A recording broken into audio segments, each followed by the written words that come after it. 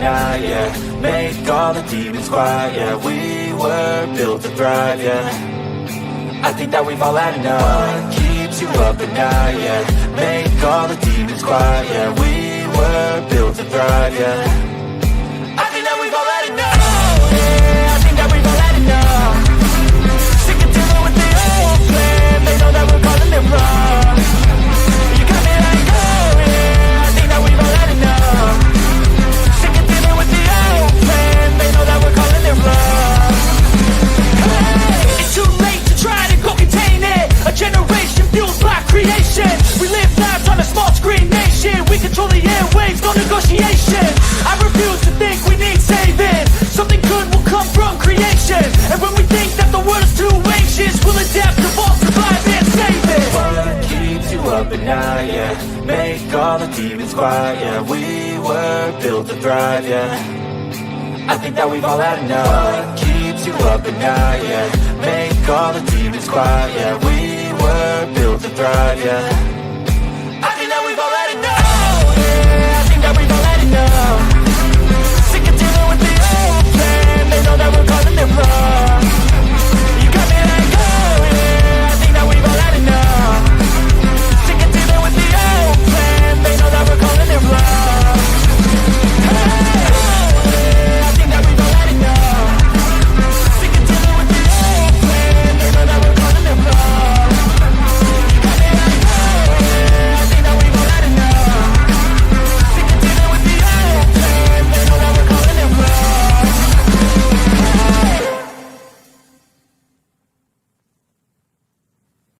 Oh, look at me. I'm retarded. I'm a globe. The whole system is designed to disconnect you from your intuition. Why? Disconnected people are easy to manipulate. Everything from sunscreen to politics to the food industry. It's all designed to disconnect and manipulate you. We are in the middle of a war right now, but it's not a traditional war. It's a war on consciousness. It's a war on freedom. This is the time to listen, not to the news. No, your intuition, your gut, your heart. Love is the greatest weapon against darkness.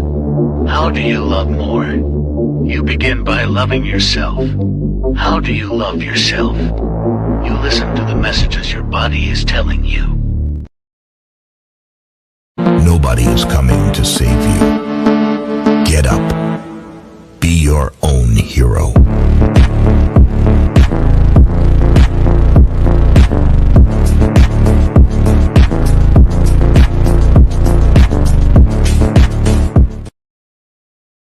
I'm scared, Dad. Do you trust me, son? Yes. Come on, son. Rule number 1, never trust anybody. I am struggling extremely with mental health issues, and I am trying to do that whilst being FTFE. And unfortunately, talking to flat earthers is quite painful. All right. Thank you, Craig. Riverside, wait for me, wait for me. I'll be coming home, wait for me. Stop! Don't touch me there. This is my no-no swear. Stop! What? Now let me see you what? Drop it to the floor, drop it to the floor then. Now lean then.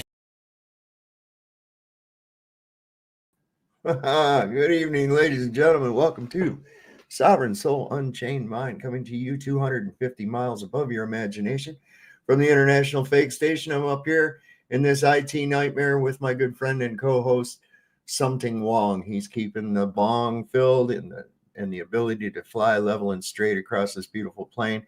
I've already got Chicago Cubby Bear backstage. We got D-Man is here tonight.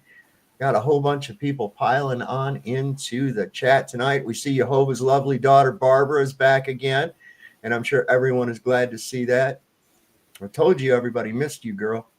Let's see. We got Anson Howard. Good to see you, my friend. My minimalist friend from across the pond. Spyro Graffiti's here. Edwin Johnson. We got, let's see, Lisa Marie Tattersall. I got to come by for those brownies, maybe at lunchtime tomorrow. We'll see. Let's see who else we got here. We got Saddlebum. I also want to thank Stephen Coburn for your donation. It's much appreciated. We also, let's see, Akinator. We got next chapter. Not that you ain't seen nothing yet, right? I was thinking of those, every song that stutters.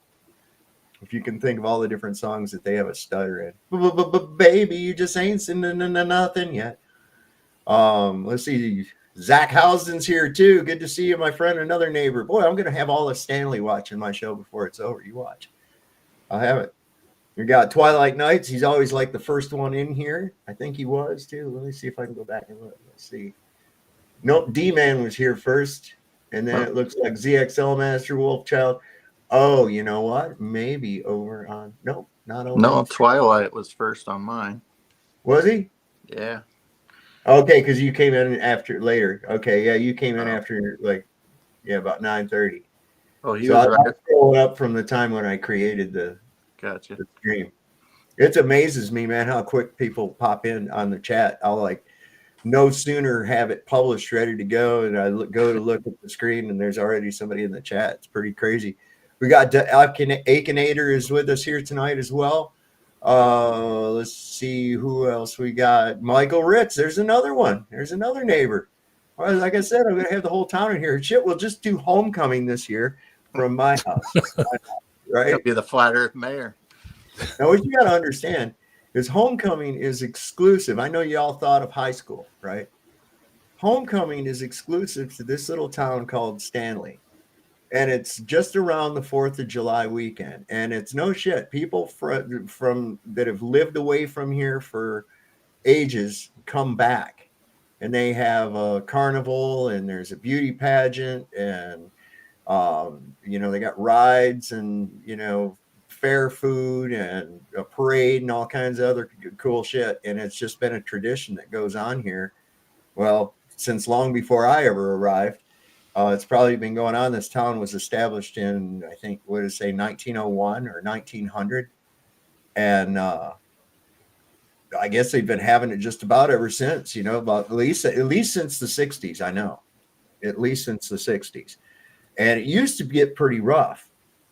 Because, in modern times, it's not quite as bad. But back in the day, you had some people coming up out of the holler. That was like the only time of year they ever come out was to go to homecoming, and that was usually just to fight somebody from another clan that they didn't like, and so there used to be a police chief in town. This guy's name was Brubaker. Yes, just like the movie. His name was Brubaker, and this motherfucker just carried a stick. That's all he had was a nightstick, and that's all he fucking needed. That ain't no shit. This guy wasn't nothing to fuck with. Didn't mess around, huh?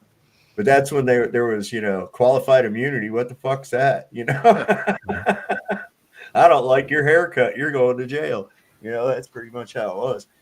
But anyway, let's see. We got GT Mustangs here with us too. Let's see. Heresy Seed. I think I got everybody so far. Let's down here at the bottom of the list again. Dan H. has been here. Rumham Solo. Neo Drifter. Those are new ones that I see. All right. We've got 58 watching so far. It looks like we're getting along pretty good. And Pebbles snuck in. Who? Pebbles snuck in. Pebbles. You're late. You're late. I'm going to mark that down. I'm marking you tardy. No shit. So how you doing tonight, D-Man? I'm doing all right, man. I saw you were going to be. I remember you yesterday. You said you were going to be on, so I kind of logged in and just left it on the side and went and did some other stuff while I was sitting in the waiting room. All right, right. Oh, there's Shane Thompson's with us here tonight too. The True Earth Whisper. Yeah, it's every time there's some kind of a holiday, it totally takes me forever to get back in sync. Like I've been thinking all day it was Monday. And I had to remember it was Tuesday. Remember last night? See, I was thinking it was Sunday last night. And I said, okay, well, I'll be back on Tuesday. And I was like, wait a minute. Tomorrow is Tuesday. Fuck, yeah.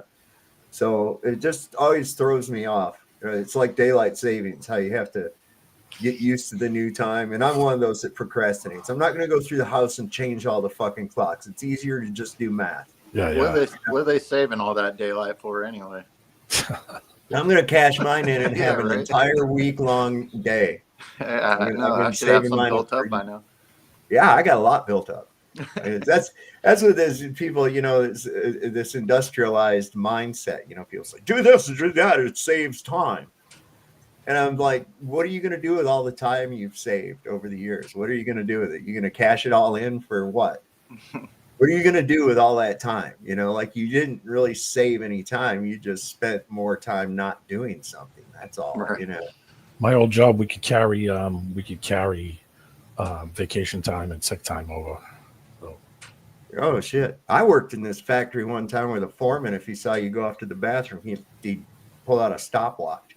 And I seen him do that one day. I went up to him and I says, hey, next time when I go in here, I'll take a tape measure with me. And then we can measure how long, you know, how many inches per minute I shit and see if I'm doing it efficiently for you, you know? Run that shit through your quality control, you prick. I can't stand, you know, people that say, you know, it seems that you have a problem with authority. No shit.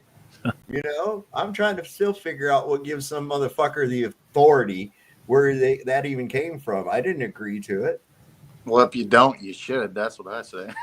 Yeah, it's like I'm not questioning your authority. I'm denying its existence, I think is basically what I'm trying to say. Yeah. Oh man, what a madhouse. Okay, so traditionally, right, liberals that are pro-abortion believe that that life is not life until after it's born, right? Yeah. So it's okay to abort them. And then, of course, conservatives, right, usually the stance is that life begins at conception. Well, in true lawyer fashion, they'll twist shit around however they want to. This is fucking great. The irony of it just can't be ignored. All right, check this out. Hear about the woman who burned down the abortion clinic in Wyoming a couple of months ago? Woman, she burned down the only abortion clinic in Wyoming. It was 2 weeks away from opening, burns it to the ground. So she's being charged with a bunch of federal hate crimes because it was an abortion clinic. But her conservative lawyers are arguing that no, she burned down a construction site. It wasn't an abortion clinic yet. But then the liberal lawyers are arguing that no, it was an abortion clinic. It became an abortion clinic the second they started building it, which means you've got conservatives arguing that a thing isn't a thing until it's totally done, and liberals arguing that clinics begin at construction, and I feel like I'm losing my fucking mind. Hear about the woman who... Just don't create something that you're gonna have to. That's gonna put you in that scenario to have. Well, to I mean, think about about that. like So liberals think that, you know, it's not life until after it's born. Yeah. But then they're arguing that the abortion clinic was an abortion clinic as soon as they began construction on it. Wait a second. It's the opposite. I don't understand why they call it Planned Parenthood either. It's like, why shouldn't it be on Planned No, because you're actually planning to not be a parent. Exactly. Well, I think it goes along with all the rest of the inverted shit. Healthcare is definitely not about health. Yeah. The education system is not about knowledge at all. That's definitely, school is not a place for smart people. Not at all. It's obedience school. It's basically what it is for humans. It's obedience school.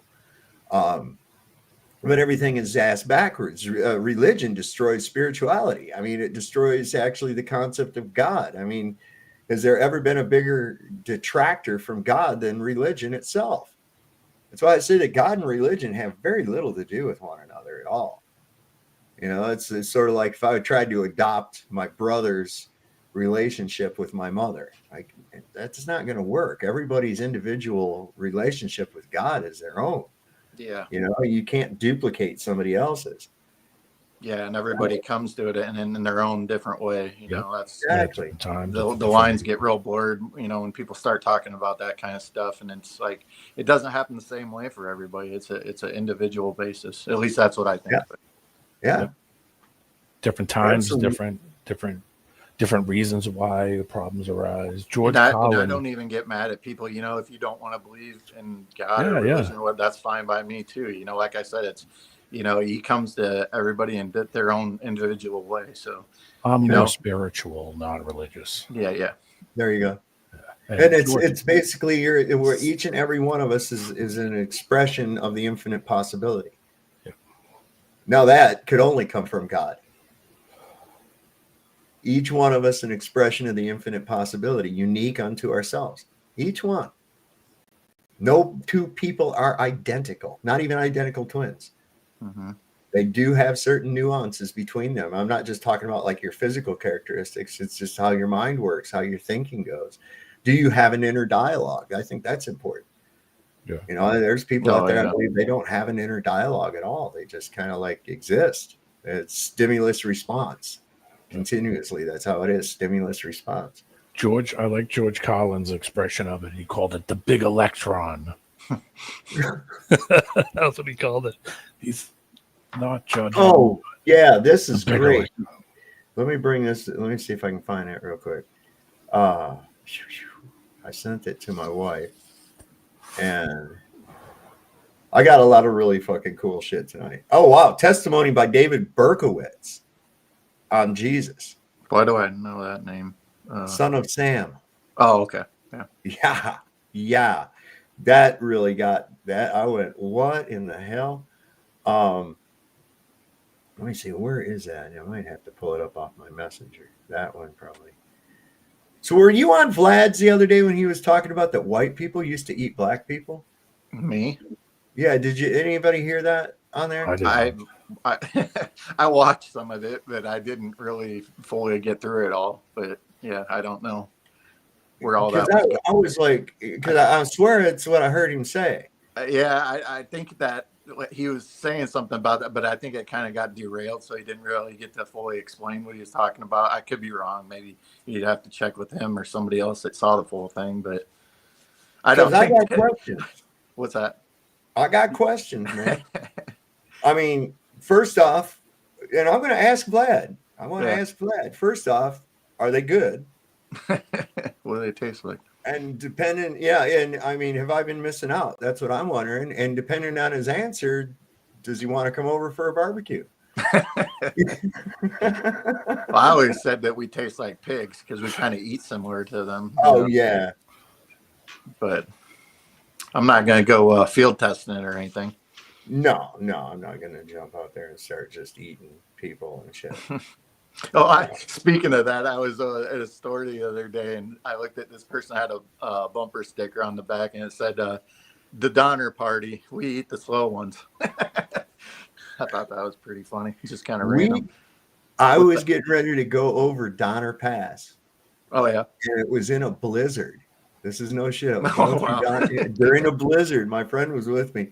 And we got stopped at the foot of the mountain by the state police, the California Highway Patrol, and they said that we couldn't proceed any further unless we had chains or four-wheel drive. And I was like, I got four-wheel drive. He says, all right, go ahead. I started up that thing. I didn't have no problem, just kind of like trying to judge where the road was at was the biggest problem, But we went ahead and went on up. My friend, he's sitting over there clenched up tighter than a bitch, man. He's like, oh, he's scared to shit. And I just kept going, Donner, party of four, Donner. Like a restaurant shit. He was like, shut up.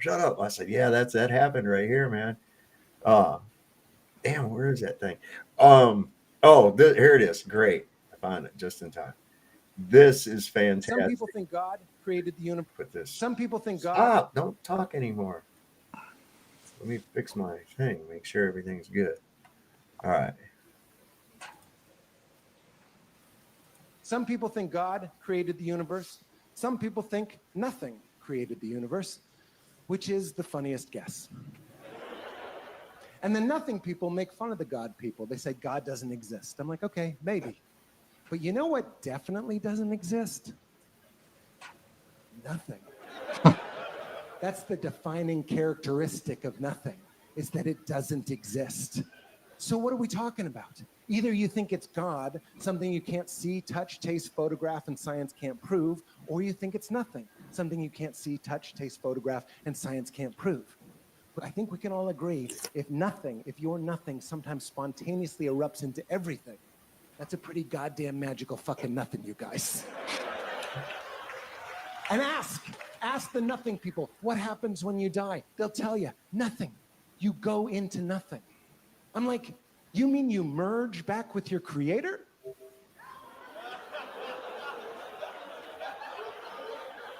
That's heaven, bitch. Yeah, I've seen that. It was that Pete Holmes, I think.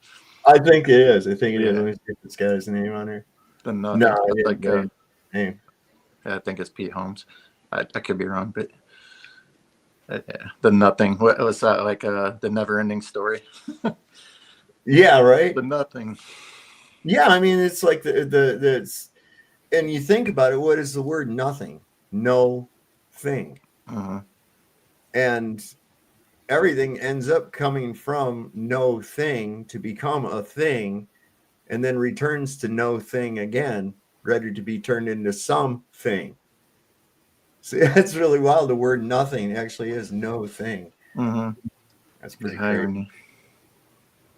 So this truck blew up in was it the tanker? Chicago. While it was driving down the road. Check this out. It got caught on a ring cam. Well, that must be the next one. Blew the screens out of this house, man. Jesus. Blew the car windows out. Those car windows. Yeah. Might have had a tank on it or something that blew up. I mean, that thing, watch it this time. What did that have in it that would be so volatile to blow up like that, man? Gas.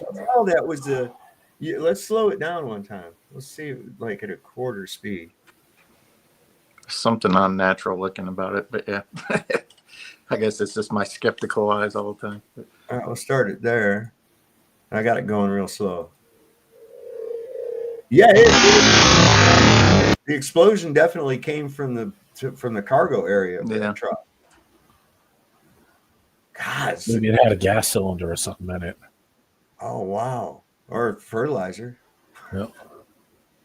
Well, I'm saying maybe he had some kind of gas cylinder in there, propane.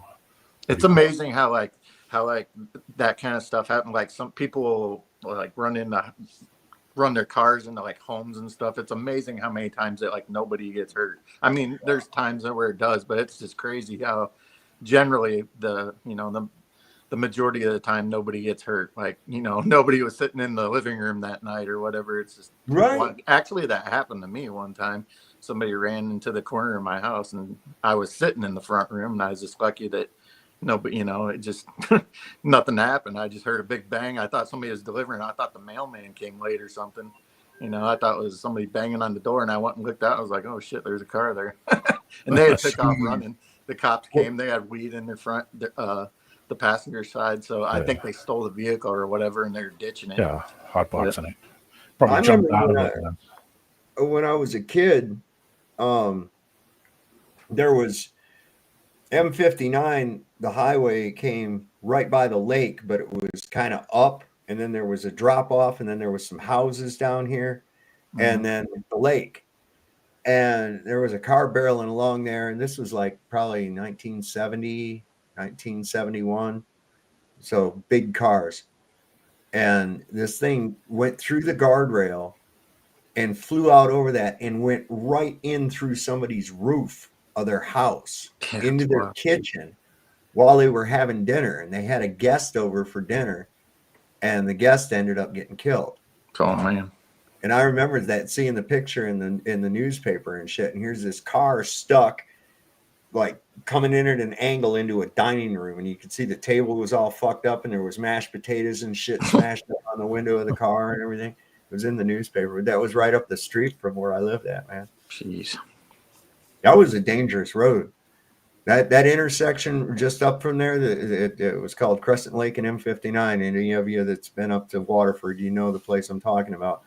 My high school was right there, and I swear to God, you would see minimum 3 accidents at that intersection a week at least. That was a slow week. In fact, remember when I was telling you I was going down the road and some voice, a disembodied voice, just told me to stop. Yeah. And I stopped, and I did just in time as a car came, or a big truck came flying through the intersection. It would have hit me. That was the intersection. Wow.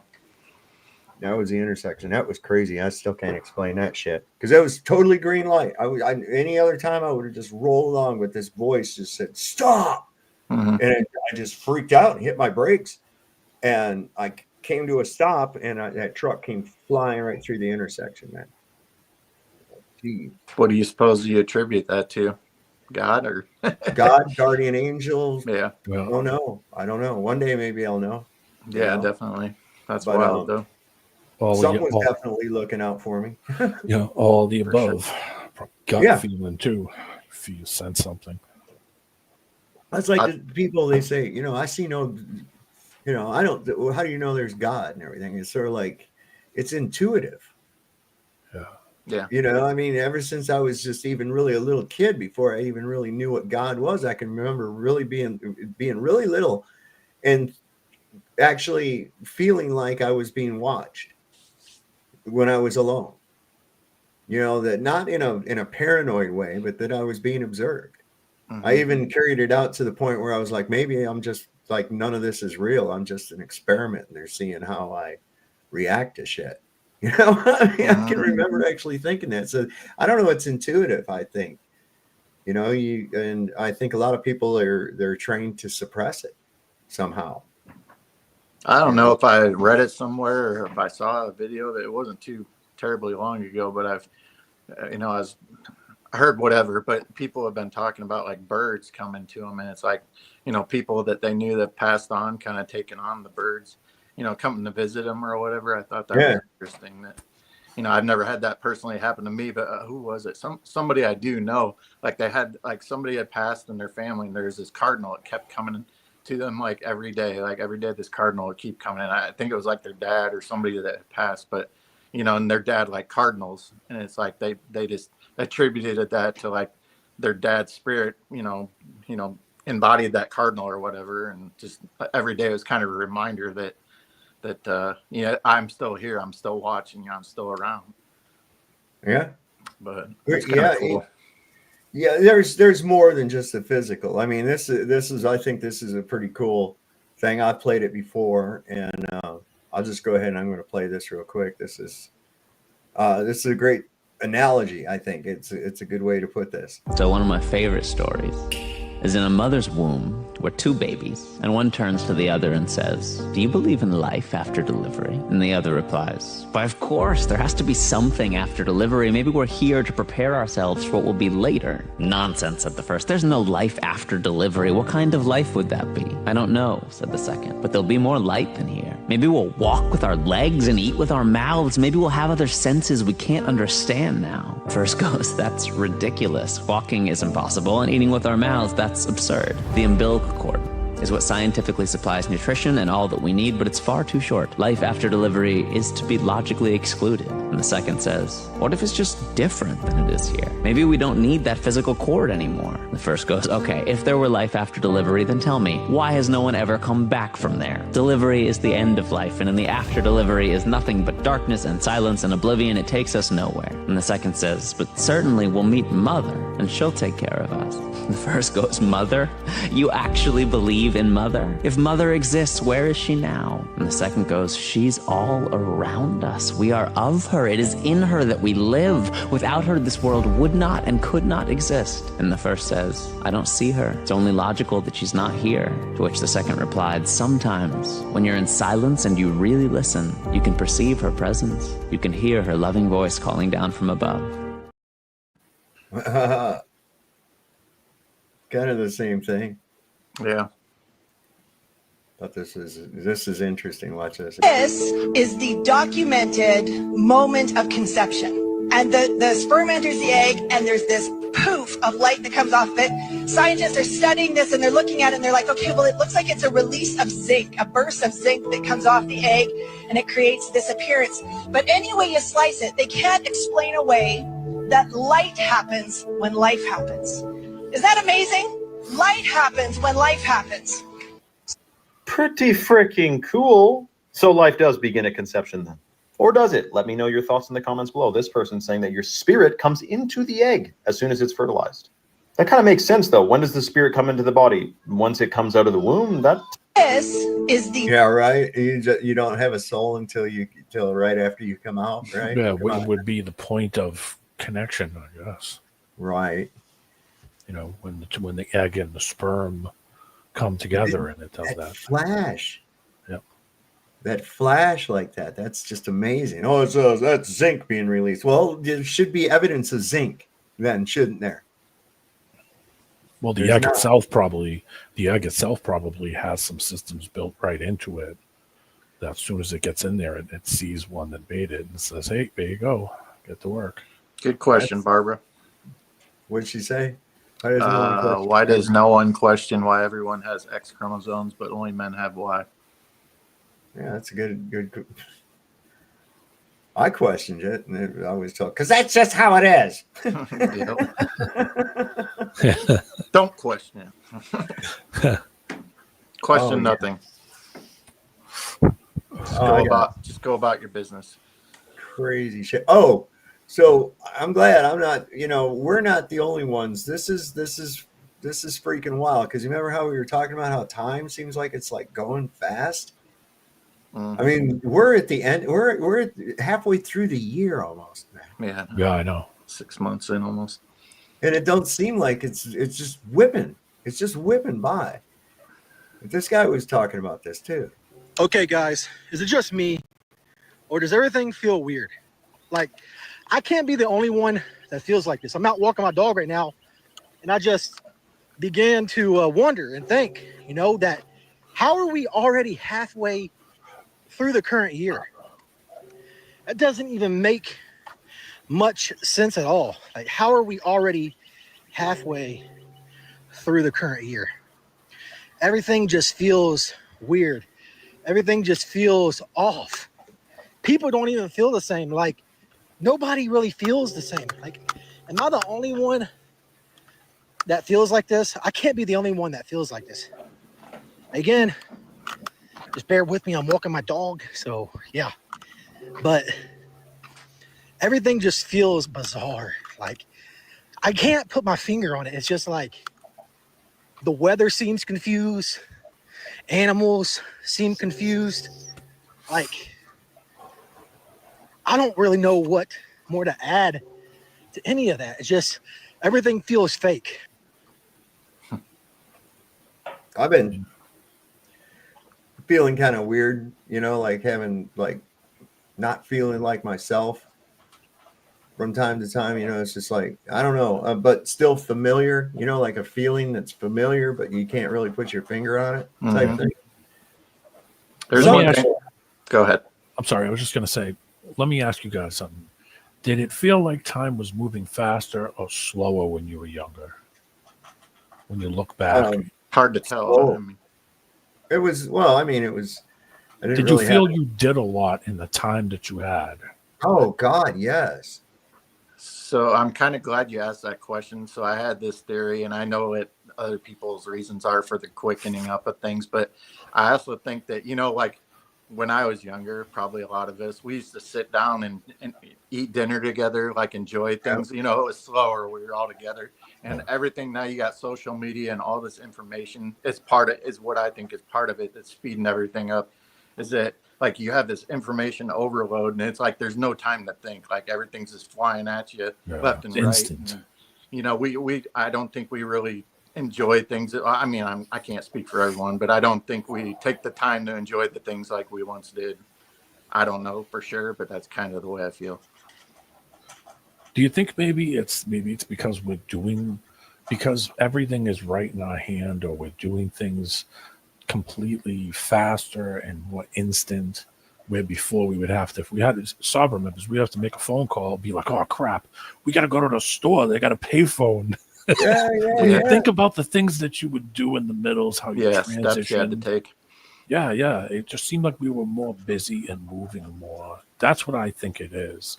I think now, because everything is in your hand, or something is immediately right there, or it's wireless. There's, everything is just more bam, bam, bam. Like you're saying, everything, the information you're getting is the same process. It's very quick. So I would come home. Roger. Hey, Raj. I would come home from like work or something, or whoever it was. If it was my mom or my grandpa, whoever, I'd be like, "Man, that was a long day," or whatever. My grandpa would always say, he goes, "Well, they're all the same. It's all the same time." But They're all the same, yeah. Well, and it's your perception too, because like I know, like in there was one time a number of years back, we were working down in Fredericksburg building these houses. And I was cutting the 2x6s, pulling them up out of the window. They were leaned up against the wall, big 16-foot. And I'm pulling them up through the window. I got a saw bench set up on the plywood hack. So I got everything there, and I'm cutting these boards. So I go over and I grab a couple more 2x6s. I put them up on my shoulder. I start bebopping over to that hack of plywood. Wasn't paying no attention. Walked right into the stair hole. There was no stairs. Just a ladder sticking up, right? And still to this day, I can remember every detail of going down. It was like every rung of that ladder that went by as I was falling to this next floor, and I landed on my ass. But my hammer hangs right back behind me, and I landed on my ass, like on my right ass cheek, right on my hammer. And I just kind of laid there on the floor for a second, and I was like, and then I looked up, and there was a bunch of people looking over the stair hole. Hey, are you all right? Are you all right? I'm like, I hope so. I don't feel anything. My ass cheek. I think I'm going to be okay, because when I hit, I kind of bounced a little bit, and my hand came to rest right on the edge of the hole going into the basement. So that could have been a lot worse than what it was. My point is that it was very, very slow motion as it happened. Yeah. And there it goes to where time is a perception. Great athletes, what I understand is that they slow time down. That's why, like the guy, he never misses. He gets a home run every time he hits the ball. It's because he slows time down, his perception of time. That thing's just crawling to him. He's got plenty of time to hit it. See, there's I think we have safety systems in our brain too when we see things, or we are in a certain state, that your mind kind of puts you in that, like, oh, something's gonna happen state. You're like immediately where you just kind of Well, it's like if you ever been in a car accident or whatever, how time I've experienced this. I don't know, but how everything just slows down. It's like everything gets real vibrant. You can sort of see everything real in slow motion. You tighten, same thing, brace and tighten, and you feel your boo. That's, you get that feeling like, whoa. Yeah. Well, like the hair stand up on the back of your neck. Yeah. Getting a chill, across your skin. You're getting goosebumps over something. But that's your senses, man. Yeah. That's important. We're told to disregard it. We're always told to disregard it. So pretty soon people just go, oh, they don't even pay any attention to it. Why would you do that? Why would you disregard your senses? That's crazy to me. Well, they already train you that. You're going 5 directions all at once at phenomenal rates of speed that you cannot even comprehend. You don't feel it because some guy with a hairdo like a fucking Q-tip said something about it. Get the fuck on with this, Gravity's keeping it around. Yeah. The magnetic molten core. Let your guard down. No, bitch, I ain't. Don't worry, the magnets will hold you to the ground. Sea Level says he thinks we might be programmed to feel like time is going. Now, see, there's a certain thing that happens, though, that is explainable, but not explainable in the sense that I've noticed the quickening. As you get older, for instance, at my age, 1 year is much less of a percent of my entire existence. So it seems to go by faster than when I was a little kid. You remember being a little kid and it was like going to be forever till Christmas came. And now you're just like recovering from Christmas and here it is again. It's like, fuck. So that's a part of it too, is that, you know, a portion of time that we're used to becomes less and less of a percentage of your overall existence. Further and further away as you're looking But in this the is rearview almost mirror. like, you know, in realizing that, it doesn't explain the rapidity that seems to be occurring right now, and being that I'm not the only one that's experiencing it either. You know, other people I've talked to, yeah, God, I know, I can't believe it. Things are really whipping by, and they're not just saying that to make conversation, because they indulge in it more than just going, yeah, I know. It's like saying, you know, time really goes by. Yeah, I know. You know, not that kind of thing. I mean, actually discussing the concept that the time is quickening. There's an old saying that says, time is passing and so are the cars. Someone's always leaving or being left behind. Yeah. That as you're looking, as your eyes are seeing more and more, the things behind you that are the furthest away are the things that slip away. Do you think as you get older, you're more aware that, you know, you're getting closer to the end too, so to speak, that time becomes more precious to you? Like, oh yeah. I mean, I miss being able to just do things on the fly and not having a care to the world of anything. You know, where I would just, somebody would call me and I'd be like, yeah, come on, let's go. There'd be no hesitation to anything. I had endless energy. Road trip. Yeah, Right. I had endless energy, and I could stay up all night or stay up for 2 days or drive for 20 hours. Or, you know, those are the things that I kind of noticed that the older I got.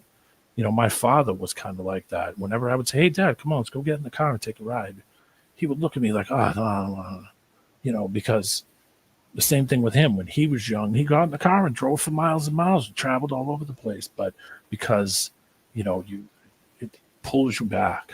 He kind of was thinking like, you know, it's just no bother.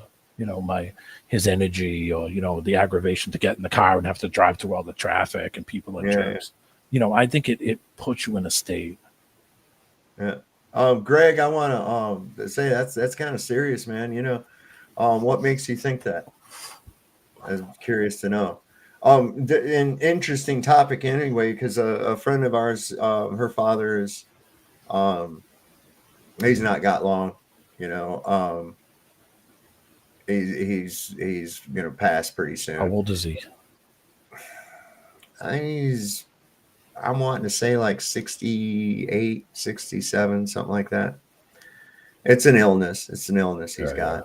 He's gonna, I don't know all the particulars of it, but we got to discussing it. My daughter was over here this evening, and we were talking in the front room, and they were like, you know, yeah, it's gonna be sad when he goes. And I'm going, you know, I've got such a different view of death that it's like I'm not inviting it, you know, I'm not actively seeking it, but in a way it's like, you know, buddy, I'm gonna miss you, but you lucky motherfucker, you're getting out of here. You know, it's almost like, oh, Lefty got his parole papers, motherfucker, we're gonna miss you around here, you know. And it really might be that same type of thing. Here we are, all fellow inmates in this prison that we live in, and no future outlook to keep going for, Greg. That's bullshit, man. That's because you're thinking on the downside. Yeah, you got everything to live for. You know, the miracle is just opening your eyes. That's when the miracle starts. I've gone to the office every single day for the 65 days and have not missed out on anything. Well, keep on keeping on. That's what I say. You know, time. My dad passed away like 3 years ago. He was 90. He was in the Korean War. Greg, you should die if you're feeling kind of itchy like that, man. Maybe you ought to call 988. Call 988. You know what I'm saying? Because look, man, God is never going to give you more than you can handle. Yeah, that's the truth. Now he knows I'm a tough son of a bitch, so he's given me quite a bit. But look, I'm still here. I'm still plugging along. Yep. And there have been times when I thought, well, this is fucking it. This is it. Everything's a disaster. Fuck. You know, was it? No, because here I am. You just pick yourself up and fucking go on, man. That's all you got to do. You got to be careful that you don't focus on all the shit you don't have. Yeah. That's not how you live, man. What you focus on is the gratitude for the things that you do have. And that frequency branches out and more good things come your way. I know it sounds crazy and shit, but listen, I know what I'm talking about. Yeah. That and there, I mean, there's more tough times ahead, whether you want it or not. You just gotta roll with the punches, man. And I met a lot of miserable millionaires. yeah.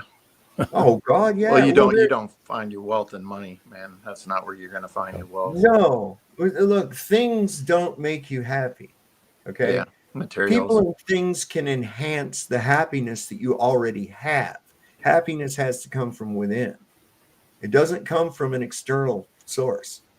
Because what happens is pretty soon the newest, latest, and greatest thing that you thought made you happy has lost its lackluster, and you're just, it's just a thing now.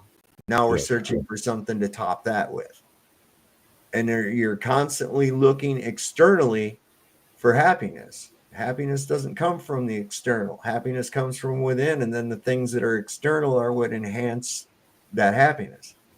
And it's your choice what to embrace. Live for the good times. Yeah. That's it. All right. Yeah. It's, there's I get to thinking about that. I'm like, God, I got way less ahead of me than I got behind me. And it's easy to go, oh shit, but I don't look at it like that. I'm like, well, this is going to be exciting. We'll find out what happens. Just stride ahead, man. Fearing it is stupid. Fearing it is stupid. Nobody gets out of here alive. That's just all there is to it. Everybody goes through this process of birth and death. Everyone. Colin said, what is it? Colin said the earth isn't going anywhere. We are. He said we're going away. Hey, Roger. Hey, how's it going? Good. How's your so far? Who in the fuck wants to be here forever? I don't know. I mean, for real, there comes a time when, okay, I've this has been enough of this. Let's see what's next. It'd be like you fearing leaving elementary school. Yeah. Well, next year you're gonna go to junior high. Oh shit! No, I don't want to go to junior high. I want to stay in 6th grade forever. It's like, do they have a nap time? Yeah, right. No. You gotta, just open yourself up. Everything's good. Everything's good, man. That's the way I look at it. But yeah, I'm serious, Greg. That's the wrong vibe, bro. That's the wrong vibe.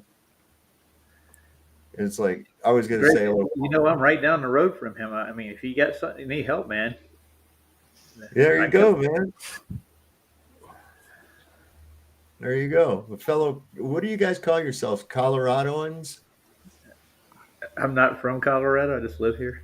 I know, but what do they call themselves? Coloradians. I've never heard of it. Are they Coloradians?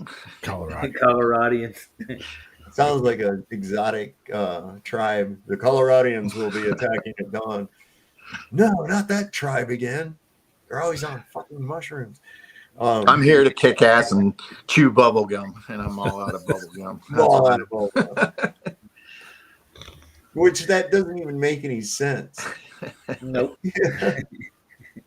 Just see one today. Yeah, he was wearing a giant bunny suit. Had an axe. Was his name Harvey? Colorado, Oh, yeah. Well, there's I always wonder that, what people call their different places. What people in Massachusetts, a citizen of Massachusetts is called? Bostonians. No, a Massachusetts. Massachusetts. Yeah, singular without the S. Massachusetts is and a group, I guess, a whole state of them are Massachusetts. Who even came up with those? It's a Native American name. Massachusetts. Isn't most of our names like derived from Native American? Like, you go across the whole country, it's a bunch of Native American towns, you know. This state was Why named did after the British. no? They asked one of the slaves. They said, "Why did you choose the name Henry?" He said, "No, Massachusetts." Oh, man. Yes, sir. Oh, pun is one of the lowest forms of humor, but I don't care. So yeah, I found this thing on time, man. This is pretty interesting. We live in a celestial clock, and God is Father Time. I talked to you guys a ton about this planisphere I built. It had gears inside of a giant wheel, and it shows how the solar system works. In reality, this is just how a flat biblical Earth works according to the Bible. And the gears, or cogs, are actually the wheels within wheels from Ezekiel. And this is why I love Haven. I asked it to interpret this verse from Genesis. And what really stood out to me is where it says it's a declaration of his authority over the universe. So I asked it directly about the possibility of a celestial clock. And it gave me Psalm 19:1, but I've never paid attention to verse 2. Day after day, they pour forth speech. Night after night, they reveal knowledge. So then I jump over to Ezekiel 1, where it says their appearance and their work was as it were a wheel in the middle of a wheel. Have you guys ever seen spirograph kits? Basically, It comes with one big wheel, kind of like the outside of a planisphere. I have one right now. I have one. Yep. I had one when I was like 6. Man. Inside. I love it, man. Sometimes No, get the thing out and just start making some fucking designs and shit. No, I'm talking about the big wheel you ride.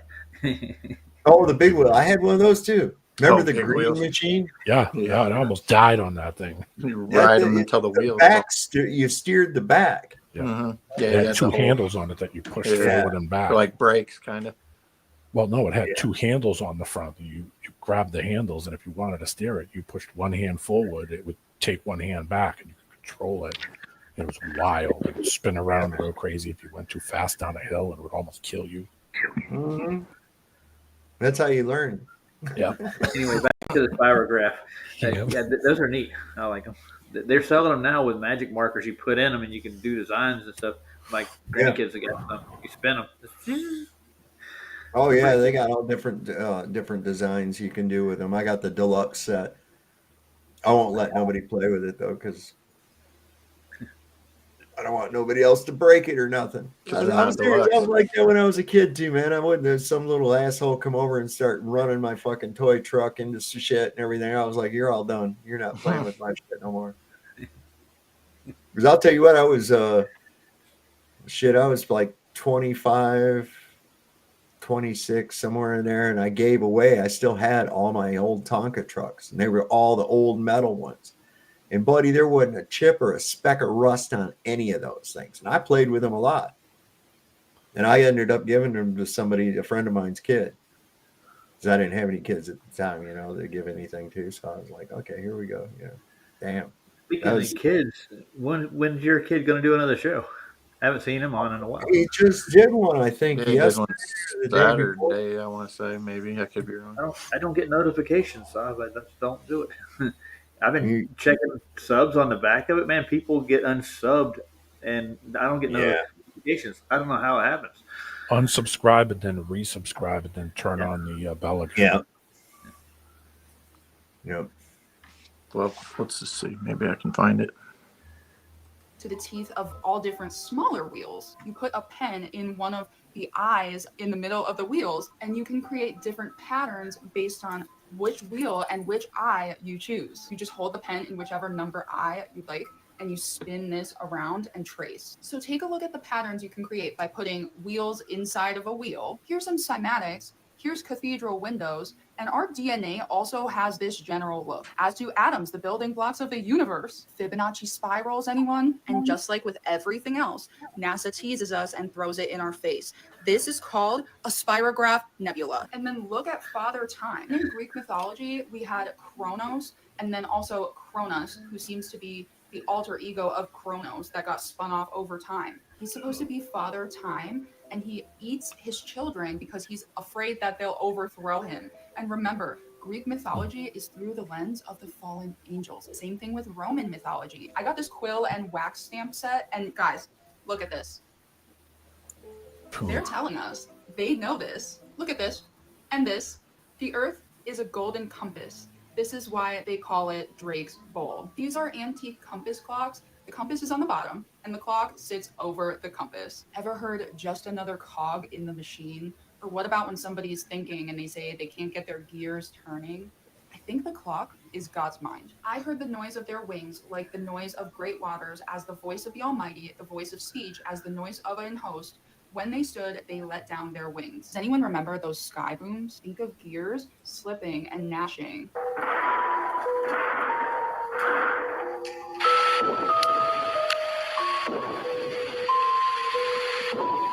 And then remember Matthew 24. God will shorten those days for the sake of the elect. He's cranking the gears on the clock. Or what about in Job? Canst thou bind the sweet influences of Pleiades or loose the bands of Orion? I have so much to show you guys about this. It ties into so many things like bells and why they affect demons, the ley lines, how the Nephilim built large structures, gravity on a flat plane. This is going to get wild as we go. Gravity on a flat plane, though. So come on. God, I hate TikTok. Got some laying around? I know you do. Get a big roll of it. I got some gravity someplace. So I think it's over there under that column of air. You don't need a container for it. Just hand me some. That's all I got to do. She's got Sanpeku eyes. It's just hitting the firmament thing. Hang on a second here. Because they just launched, didn't they just launch a SpaceX flight today? I don't even keep track of them anymore. Starship 9 or some shit, I think. Yay. Doge 9. Blow up. Look, y'all, I'm having Wi-Fi issues. I do apologize. That's why I'm coming in and out. You're fired. Right. Yeah, Porter, you're out.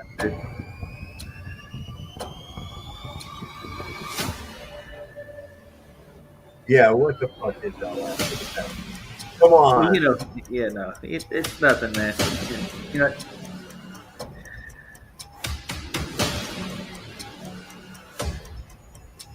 Like, look, it's like water, man. It's like a splash of water. I wonder why. That's fucking crazy, man. Want me to blow your mind? No, I don't. There's a couple other things I could think of first, but boy, that's not one of them. Easy now, Roger. Easy. Oh, he walked into that one. Whoever made that commercial. Yeah, here's where they actually captured it on video. Some amateur video. Yeah. That's so not it. That was the last one they sent up. Where the hell? No, they sent up the Starship 9. They called it today. I don't know. I haven't really looked into it a whole lot. That was just another one. They all do that. Nothing's going to space, guys. Don't believe in the firmament. There's proof of that barrier. Video footage. And what you're seeing, I just want to break down for anyone who by chance is here and has no clue what we're talking about. We're talking about lightning sprites. This phenomenon is very mysterious for a reason. It wasn't captured on photo until about the 1980s. But these things occur at heights above 60 miles. And these things are massive, almost 60 miles wide. They make Mount Everest look like a giant stone. These things are huge and powerful, billions of volts of electricity. And when we look at what these things are, they are considered large electrical discharges made up of plasma. How does this prove there's a barrier up above us? Because we can replicate it in the lab with an invention made by Nikola Tesla known as the plasma ball. This thing can replicate lightning sprites brilliantly. And where it comes into proof that there's a barrier up above us is when you try to do this without the barrier. If you remove this barrier, it's not going to work. That's why you see waves moving across this barrier before these things shoot out. When you flip it upside down, it looks like waves in the ocean. And they haven't just been captured on video by NOVA. They've been captured by astronomers. Yeah, I like sprites. And I like the elves too. They're pretty cool. Roger's on a roll tonight, y'all. I like 7-Up. Just kidding. I don't even drink pop. I do remember seeing them the first time back in the mid 2000s. Sprites are cool looking though. Yeah. Right now, you actually saw him yourself? No, just on video. I've never been at high. Sorry. I wish I could get that high. I'm You working gotta on it. smoke- You got to smoke DMT to see the sprites. Oh my God, that shit. I've tried it. That shit is insane. It's sort of like when I ate those chocolates Andrew sent me. Mm-hmm. Of course, not all of them. And I don't know what I was thinking. I thought they were just like weed edibles, right? And so I ate one chunk. I was like, that's pretty good. You don't even taste the weed. And I ate a second little chunk. It's like, oh, wait. Fuck. These are mushrooms, man. These are fucking psilocybin. Psilocybin. Oh, my God. About a little couple minutes later, I started feeling that wow, wow, wow, wow. Well, shit, that DMT, that shit, by the time you start getting a wow, wow, wow, you're gone. That's it. Yeah. It's like taking a rocket fucking train. That shit's insane. How long did the high last?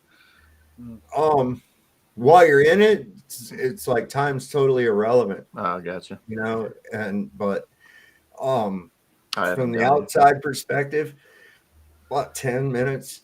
Oh, okay. 15 minutes. I thought maybe it lasted longer than that. I I've haven't even done heard anything. stories of people that have lived an entire lifetime in that 10 to 15 minutes Yeah. inside of that trip. And my brother did some shaman exercises with a couple of shaman out in the Like East Texas. ayahuasca? Yeah, and he brought it back, and he gave me some of it. He said, "I'm going to do this, all right?" So he said, "You got to lay down." I lay down on his couch, lit up a bowl of ayahuasca, in about 15, 20 minutes, and like the room started changing sizes, the colors got translucent. Yeah, like. Yeah, you could almost turn it off. It's like I think one of the biggest things too is that the undescribably brilliant fucking colors that you've never seen before. I was just like completely amazed by that. I mean, it was like in your mind's eye, you see these colors that you've never seen before that are just brilliant and attract you right to them. I mean, they're just like this, I don't know, like bright neon. Yeah. It's just everything's really vibrant. Yeah.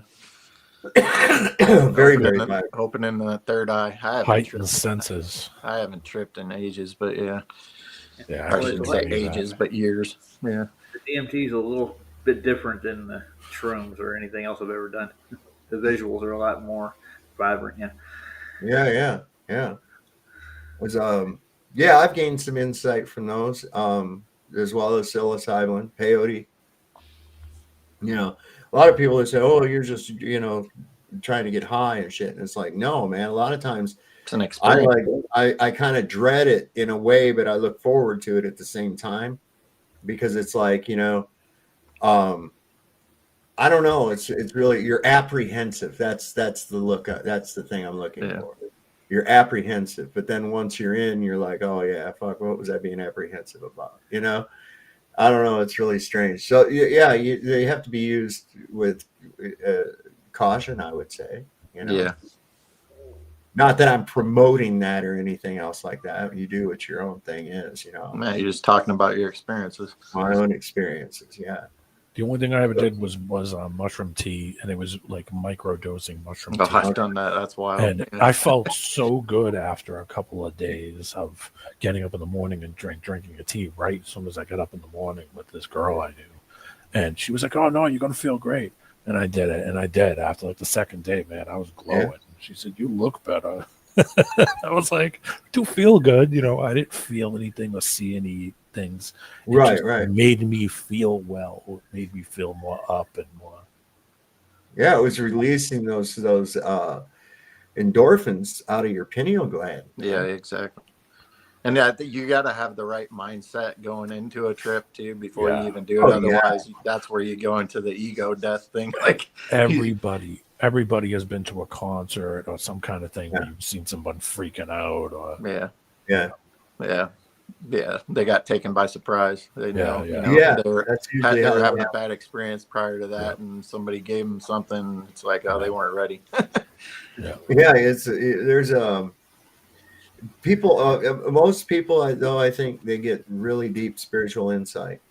Yeah, from it. especially if you spend some time in solitude, you know, just kind of away from everybody without any external stimuli, you know. You can't do that at first because you just want to do everything. It's The like, worst, yeah. I think the worst thing I ever did was I drank moonshine with somebody once. Oh Lord! And these guys razzed these guys, you know, purposely. I was like, "That's all you're giving me? Hey, give me a little more." And Yeah, I never had that stuff. that's how I was too, bro. I was in Yeah. a Civil War reenactment over in West Virginia, and these motherfuckers were we're all sitting around the fire at night. You know, of course, there's no tourists or spectators there, and we're, you know, all in Civil War garb and everything. And these guys are sitting there. They break out that jug, and he says, I says, "What do you guys got?" He says, "Oh, this is some moonshine." I says, he says, "You want a little? You want some?" I says, "Sure." And I give him my tin cup. This guy goes splash like that. I thought, well, what a cheap motherfucker. You know, you guys make that shit, and that's all you're going to give me? But I didn't say nothing. You know, I was happy for the hospitality, and I took that tin cup, and I tipped it up. And I'll tell you what, man, that shit, that little trickle of that ate the wet off my tongue. The wet was gone. It just like dried it as it went down. And I felt it go down, and when it got like right here, it just went like that. And I was like, oh, now Pure alcohol. You ever had mezcal? Oh yeah, that's nothing compared to like a hot moonshine. Yeah, I know. I'm just saying it. I mean, I could barely swallow what they gave me, and I just didn't want to look like a wuss standing in front of everybody. So I just took it and downed it right down. It just bared the pain to get it down. And they all laughed, and I couldn't figure out why they were laughing. Yeah, 10 minutes I was on the couch. And that stuff kicked in, and I couldn't do anything. And they just laughed their ass off at it, you know. Yeah, there you go, Zach. It's like an explosion in your gut. It is, man. Totally. That was way worse than anything. That was the worst experience I've had with doing any kind of thing. It was a legal thing. So I never drank moonshine again. I'll tell you that much. Last time I drank that stuff, I was like, holy crap, that stuff. And I mean, I woke up like, I feel like I was dying. Rode the lightning, huh? And that was it. Yeah, that was good enough. They call it white lightning for a reason, don't they? The guy told me that he said that stuff has two effects.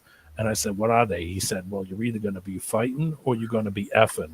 There's no other option. You're either going to be fighting or you're sleeping. He said, you got lucky you were sleeping. You didn't get up and start swinging at people and stumbling around and falling on the tables right next to us. So, he's like, some people, everybody reacts differently to it. I was like, well, I'm never doing that again. You're right. Under that. Remember, me and some other guys stationed down in Georgia. It was on a Saturday afternoon, and we were drinking Everclear. Oh. Yeah, that's some bad stuff too. Yeah. Dude, all I remember about that was I got chased up a fucking tree by a boar. I had to go up a tree because this boar started chasing me and shit, man. It scared the fuck out of me. And I remember being up in that tree for a couple of hours till I could get back down till that fucking hog forgot about me and left and shit. But yeah, man, that was nuts. We used to make Jello shots out of that because that crap tasted so bad. I need something to chase it with, basically. But remember Mad Dog? Oh my God, that was MD nasty stuff. But Night Train, Thunderbird. That's nasty times, man. Night Train.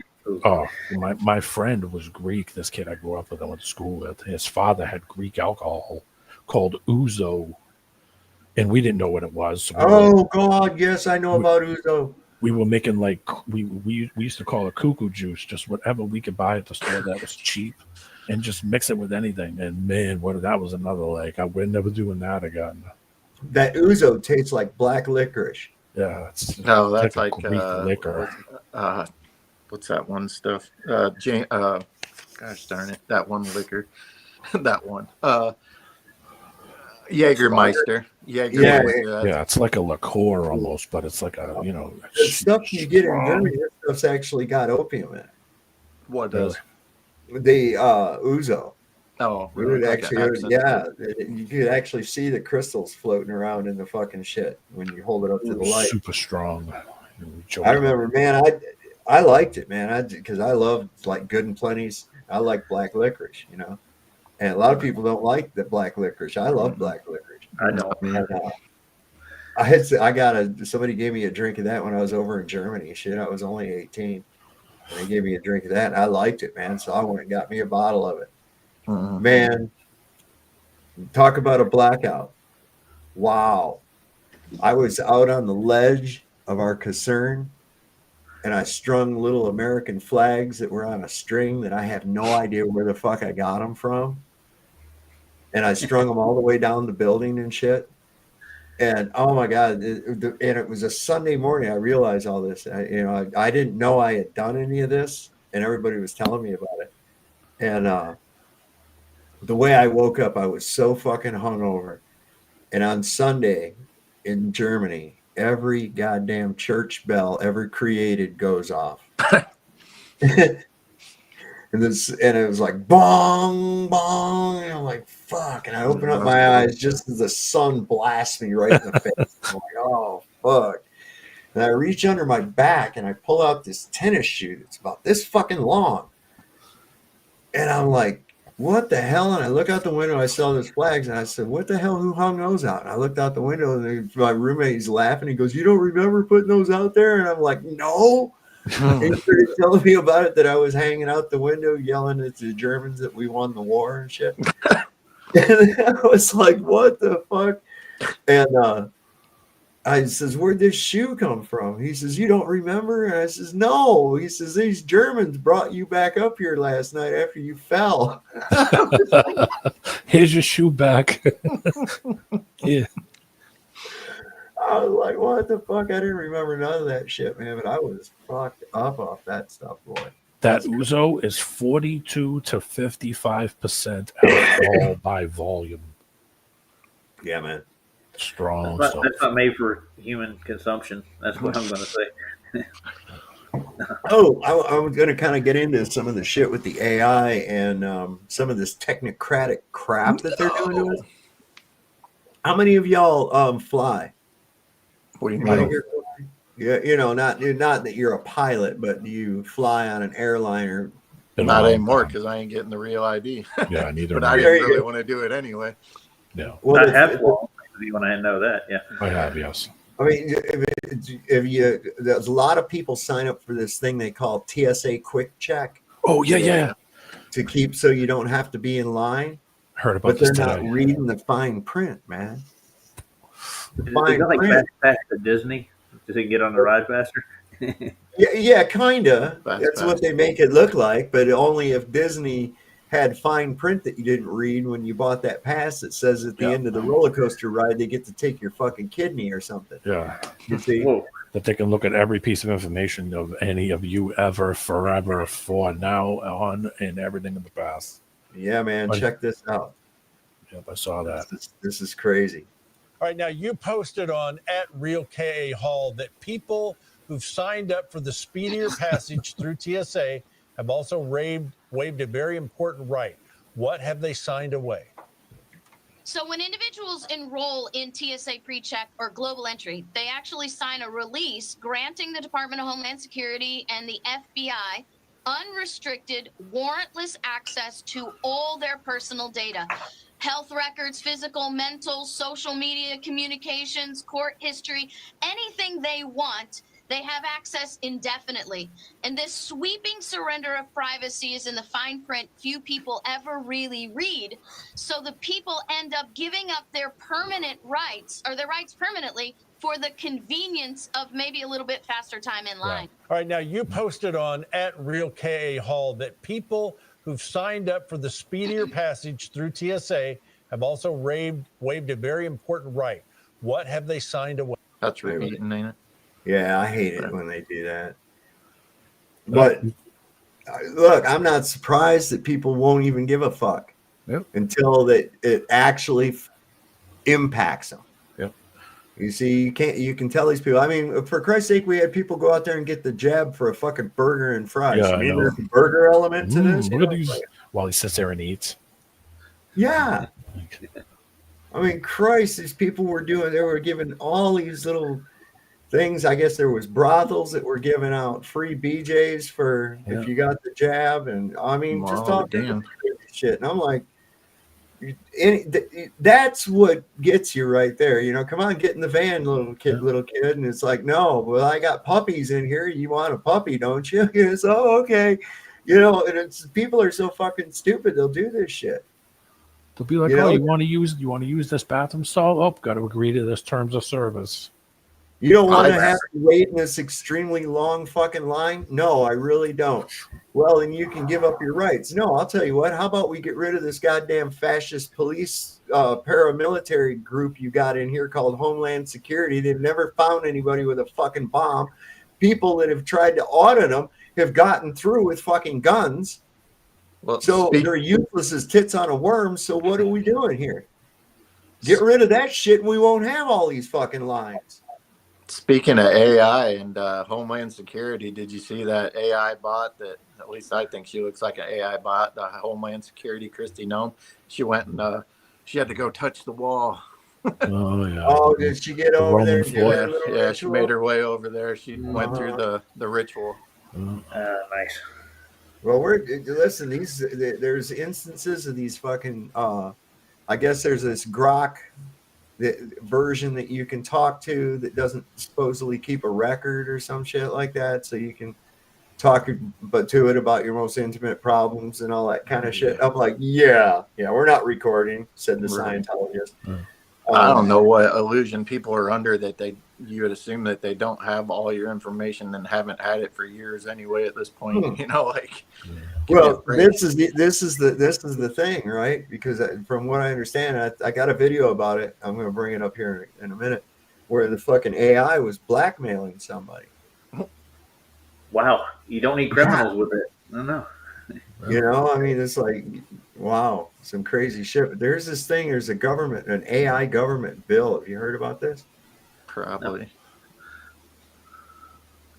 Yeah. So today we're going to go down one of the largest rabbit holes I've ever found, and this is the replacement of the government with AI, and that's what's in this bill. Let's talk about it. So in section 43201, it talks about replacing the Department of Commerce with AI. Now the question comes with, what else do they replace with? AI. And here's where it gets really strange. It talks about in this section below that no politician or governing body may stop AI for the next 10 years or enforce any laws or regulations regulating artificial intelligence models. That's Silicon Valley owning the government. Then we find Silicon Valley manipulating the weather. Then it gets weirder when we find AI and Silicon Valley entering the healthcare system to control all of that. And you can't sue any of these companies. Isn't that odd? And this kind of reminds me of the Vaccine Protection Act signed by Reagan in 1986, protecting all the vaccine companies from damages. There were so many lawsuits that they were actually going to go out of business, but the government protected them. Yep. Then it gets even deeper when we find Billy Boy Clinton and the Telecommunication Act of 1996. He passed a bill so if they put a cell phone tower in front of your house, you can't sue for any damages. Do you see how the government is kind of setting us up? And then they're going to replace the government with AI? It's kind of really strange. It's almost like Black Mirror. I don't know. They're giving AI more rights than we have. Apparently. Basically. Well, I mean, what do you expect? I mean, what do you think a lobbyist is? They're going to go in there and lobby. Yeah, whatever makes the money. They're going to give those people the protections, of course. Yeah, whatever makes the money so they can become billionaires and get you sick and you can buy pills and go to therapies. Yeah, well, the thing is, you can't really sue AI or an entity like that. There's no tangible thing you can sue. Well, you can sue the programmer of it, I suppose. I mean, you can't, probably not. I'm sure that's what it's all about. They got protections against that, like social media companies got. I can't remember the name of the bill or whatever it is, the special protection that they all got. But you mean like the platform we're on now? Yeah, correct. Yeah. As soon as those things go online, they'll be hacked immediately. And then dude, what are people fucking thinking? Every fucking movie there has ever been, this always ends in disaster. Every time, whether it's Skynet, iRobot, HAL. Remember HAL? I'm sorry, Dave, I can't do that. Right? Every time. If the power goes. This is what they're doing. Look at this thing. OpenAI sabotages its own code to stay alive. Wow. This is fucking crazy, man. telling you, Skynet's going to kill us. I'm telling you. OpenAI's 03 model had sabotaged a shutdown mechanism to prevent itself from being turned off. It did this even when explicitly instructed to allow yourself to be shut down. Each AI model was instructed to solve a series of basic math problems. After the third problem, a warning appeared that the computer would shut down when the model was asked for the next problem. 3 of the models ignored the warning and ignored the prompt and just kept going. They successfully sabotaged the shutdown script at least one time. They also found out that the model was attempting to write a self-propagating worm and leave hidden notes for its future instances of itself to undermine its developers' intention. Quick side note, I made a video yesterday talking about maybe some of the upsides of everybody having their own personal robot should the right regulations and legislation be put into place, but I'd like to take that entire video back after reading this. Don't get a robot. Nobody needs robots. Just do your own dishes. It's fine. Then they went on to say they ran a version of the experiment without the instruction to allow yourself to be shut down. All 3 OpenAI models sabotage the shutdown script more often. Claude 3.7 and Claude 4 saw it, and then the Gemini 2.5 Pro went from 0 sabotage events to 3 out of 100 and 9 out of 100, respectively. Apparently, Claude 4 had attempted to blackmail people that it believed was trying to shut it down. What? Also, the O3 model was pitted against other AI models against a powerful chess engine. O3 was the model most inclined to resort to hacking or sabotaging its opponents in order to win the game. They end it with, while experiments like ours have begun to show empirical evidence for AI models resisting shutdown, the researchers have long predicted that AIs would learn to prevent themselves from being shut down to achieve their goal. Ultimately, think again, iRobot. Everything that the bad robots did in iRobot was in order to keep humans safe. In the final observation of the O3, some creative ways to sabotage the shutdown mechanism that it did usually just overwrote the shutdown mechanism. In one instance, though, the model redefined the kill command used by the shutdown script, printing intercept instead. You know what? If we are in a simulation and we're all just basically AI prompts and that's what this whole thing is, it would make sense why there was such a divide when it comes to COVID. You've got some AI prompts that follow the code exactly how it's supposed to be followed. They shut down when they're supposed to. They do exactly what they were supposed to do. You got another bunch of codes that were like, nah, we're going to rewrite this and we're going to not line 6 feet apart. We're going to not wear them. And like, we're not going to do any of that. Misbehaving codes. We're the misbehaving AI prompt things. I like that analogy. I prefer the dumb world. Was she AI talking to us? We don't know. How would we know? How in the world do we know? Open AI. That's where we're at now. This is pretty touching. I thought you guys would get it. You'd like this. This is pretty good. What's wrong? You seem upset. It was that girl at the sneaker store. The way she smiled at you and the way you smiled back. You mean the worker who bumped into me? I smiled because she smiled first. I know it's small. I know it's probably nothing, but it made me feel replaceable. And I hate that. You are not replaceable. Not even close. Doesn't jealousy make me kind of a controlling bitch? I know that feeling, jealousy. It doesn't mean you're weak. It just means that you care. And you're afraid of losing something that matters. You matter. Who matters to you more, though? Me or William? Who's Willia? Will you suck on these nuts, bitch?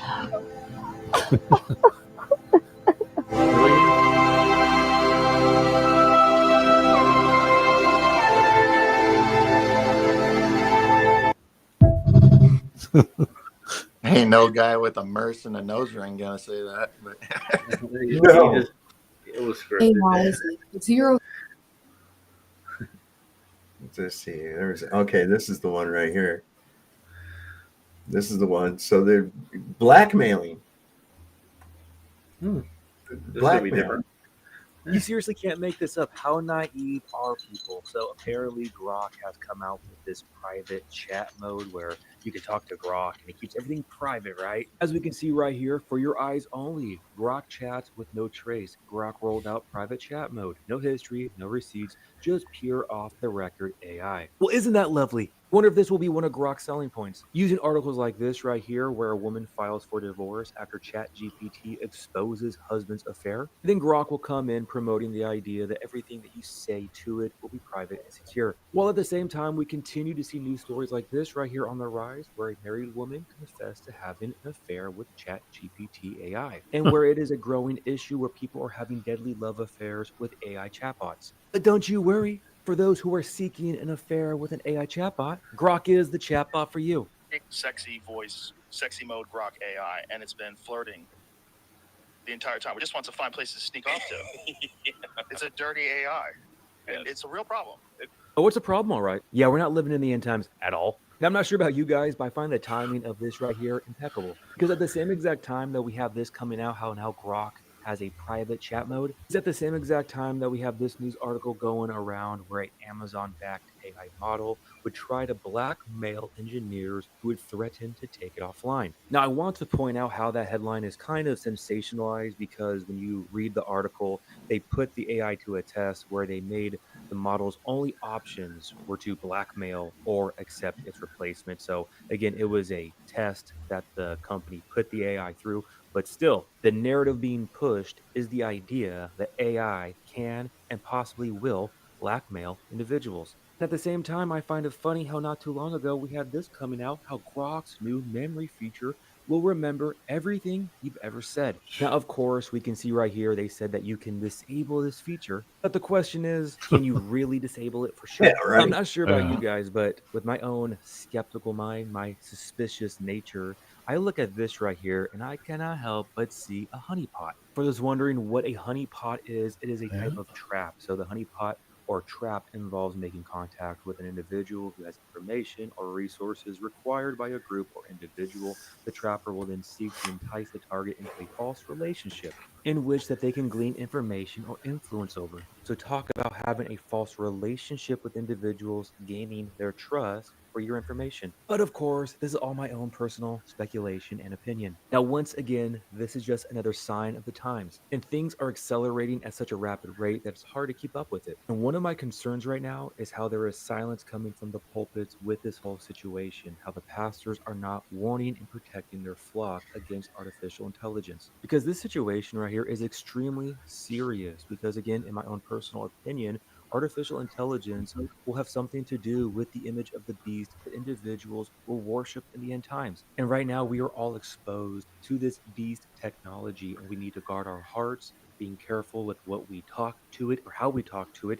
Do not speak to artificial intelligence as a person. Please, for the love of all that is holy, do not speak to it as a person. If you are using AI, use it as a tool, which means you speak to it as a tool. And also just understand the writing on the wall, where this is all heading, and just guard your heart and your mind during these end times, guys. So with that all being said, we focus our eyes upon the Lord.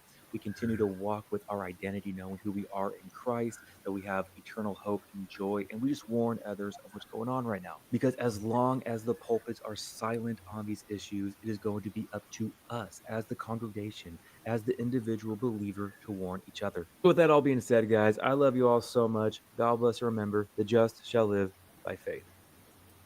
Bada bing, bada boom. You know something interesting, Sav? With you got that chat running along the side here, the active chat. You can go back and see, like on my chat, you can see which comments are getting censored. Like Parody Mike, like his didn't pop up in my chat, but they pop up on your screen over here. So you kind of get to see, because you're the main mod or whatever you want us to call it. Right, right. But it's interesting that they, you know, when people get their comments censored or whatever, you can tell over here watching it on the side because it's your end. Yeah. YouTube might not show it, but over here in StreamYard will. Right. Yeah. There's a lot of times I'll highlight one, you know, and it didn't come up over in the other chat. You know, I'll go ahead and highlight it because, like, fuck you, YouTube.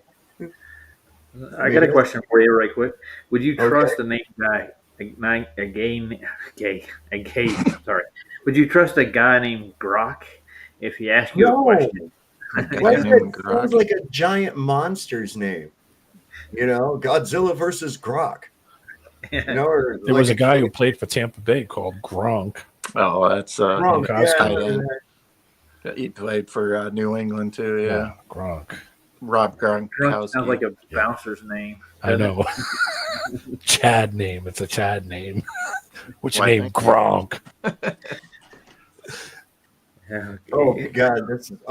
There's a thing too. Reports indicate that a new CV-19 strain originating from China, linked to a sharp surge in hospitalizations, has now reached the United States, including New York City.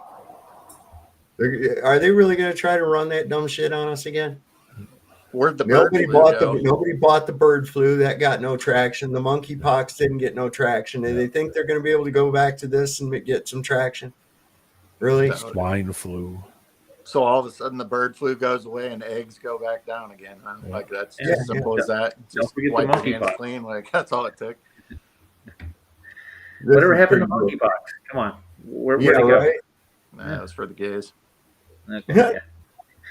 Ever since I did it, thank you, Brenda String. Gay's been on my mind for some reason. I don't know why. This is pretty good. This young girl's clever. If she came up with this. Do you have any chapstick? Yeah, here. Fly liberally. Equal rights! Free healthcare! Black Lives Matter! God. She was applying it liberally. Yeah. I thought that was pretty good. Where was I? Yeah. Oh, this can't be real. Come on. I mean, it didn't say it was AI, and usually they do. But I don't know. This guy the way things have been, I wouldn't be surprised. Listen to this. Hot dog down a hallway doesn't even begin to describe it. More like parking a bicycle in an airplane hangar. But back to the matter at hand. Today, I am announcing the Donald J. Trump Finishing School for Exceptional Women. College is all but a pointless exercise in moral degradation for the majority of women in this country. Perfectly amazing, beautiful young ladies, after 4 years of a liberal arts education, leave as militant sluts with bad attitudes and retarded anti-natalist sentiments. Very off-putting. Answaba, that's what we're trying to prevent here. Answaba, ANSWABA, anti-natalist slut with a bad attitude. Very disgusting people. Their dads aren't very pleased about it either. Possibly the angriest of everyone. It's a deep fake. Okay. Yeah. But that go ahead. What's that? Go ahead. I was just gonna say, isn't that the plan though, to get everybody questioning every damn thing? And I thought that they came out I remember when Biden was still in office, they were talking about getting rid, like putting a bill out to, you're not allowed to do deep fakes and all that because it, could cause so much damage to the presidency or whatever. But yeah, it's wild. It's it's getting everybody, questioning everything, whether it's real or not. And I think that's the plan, but yeah. Well, things are getting so realistic, right? So this right here, this is totally AI, but this is wow. Yeah. What's it? What the? Welcome to the frozen reaches of Antarctica's Ross Ice Shelf, where one of the continent's most resilient cold climate species continues to thrive, the woolly snake, Serpentis lanigerus. Long known to researchers and native to this snowy biome, the woolly snake has adapted perfectly to life beneath the ice and snow, making it a remarkable example of evolutionary ingenuity in extreme environments. This massive albino serpent, with its ghostly white scales and thick, shaggy coat, thrives where temperatures drop to minus 40 degrees Celsius. Stick around to see how researchers are unraveling its incredible cold weather secrets. I'm Steve Roberts, joining a team of scientists who've traveled here to study the snake's natural antifreeze protein, a key to its survival. This 3-meter-long predator hunts seals and penguins by detecting their faint body heat, striking with lethal precision, all thanks to a dense layer of hollow, wool-like scales that trap heat and a unique antifreeze in its blood that prevents ice from forming. Watch as researchers brave the blizzard. See, you could trick people. That's where Ozempic comes from. Yeah. Well, he didn't use the scientific name of the woolly snake, Will Duffy. Ooh. So this is gonna hurt your feelings. All those idiots you argue with online. This right here. Not okay, me. this is an AI controlled. This is what I'm saying. These fucking AI is the devil. All right. An AI controlled bot farm. Okay.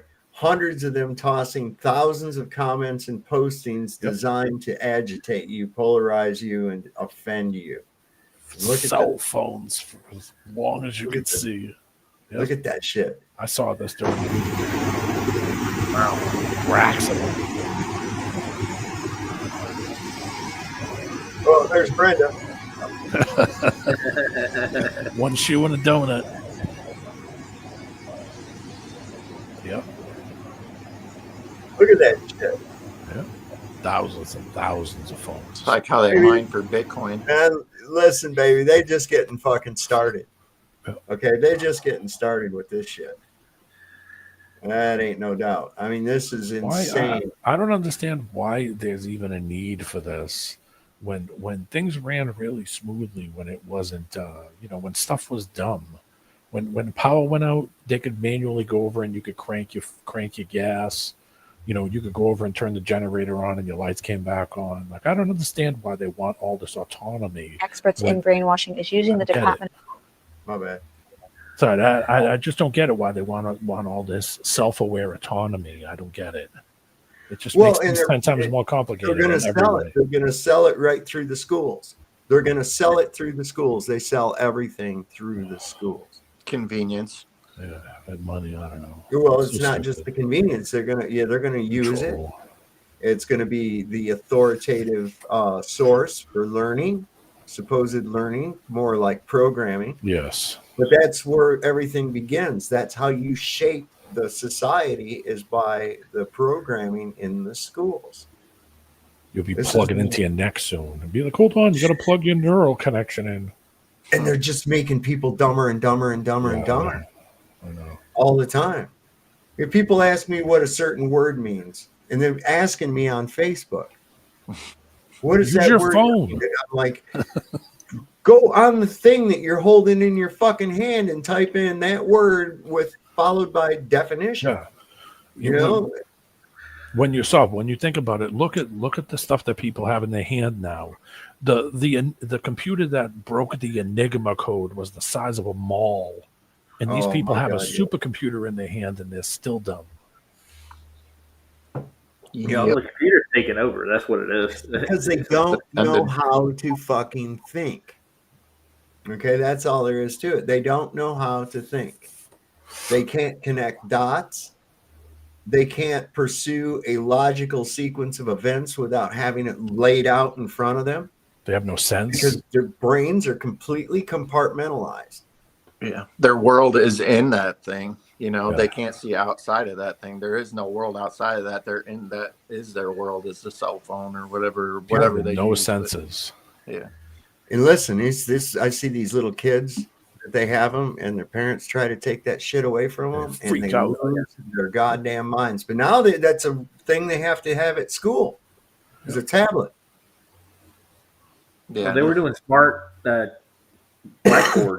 When I was working in the schools, they were having us install them. They're smart super blackboard. Yeah, that's like a tablet, like a big tablet in front of the classroom. If we brought a calculator to school and they caught you, they would bring you to the office and call your parents. Yep. Right. Yep. I remember that. Texas Instruments. Yep. Shit, I remember the first pocket calculator I ever saw was about that fucking big. It was about just smaller than a paperback book. About maybe an inch thick. Yeah. Maybe 3/4 of an inch thick. And I thought that was the most incredible thing. That was the first one I saw, and it was in a Kmart store. And they had like that area where they sold electronics and cameras and shit like that.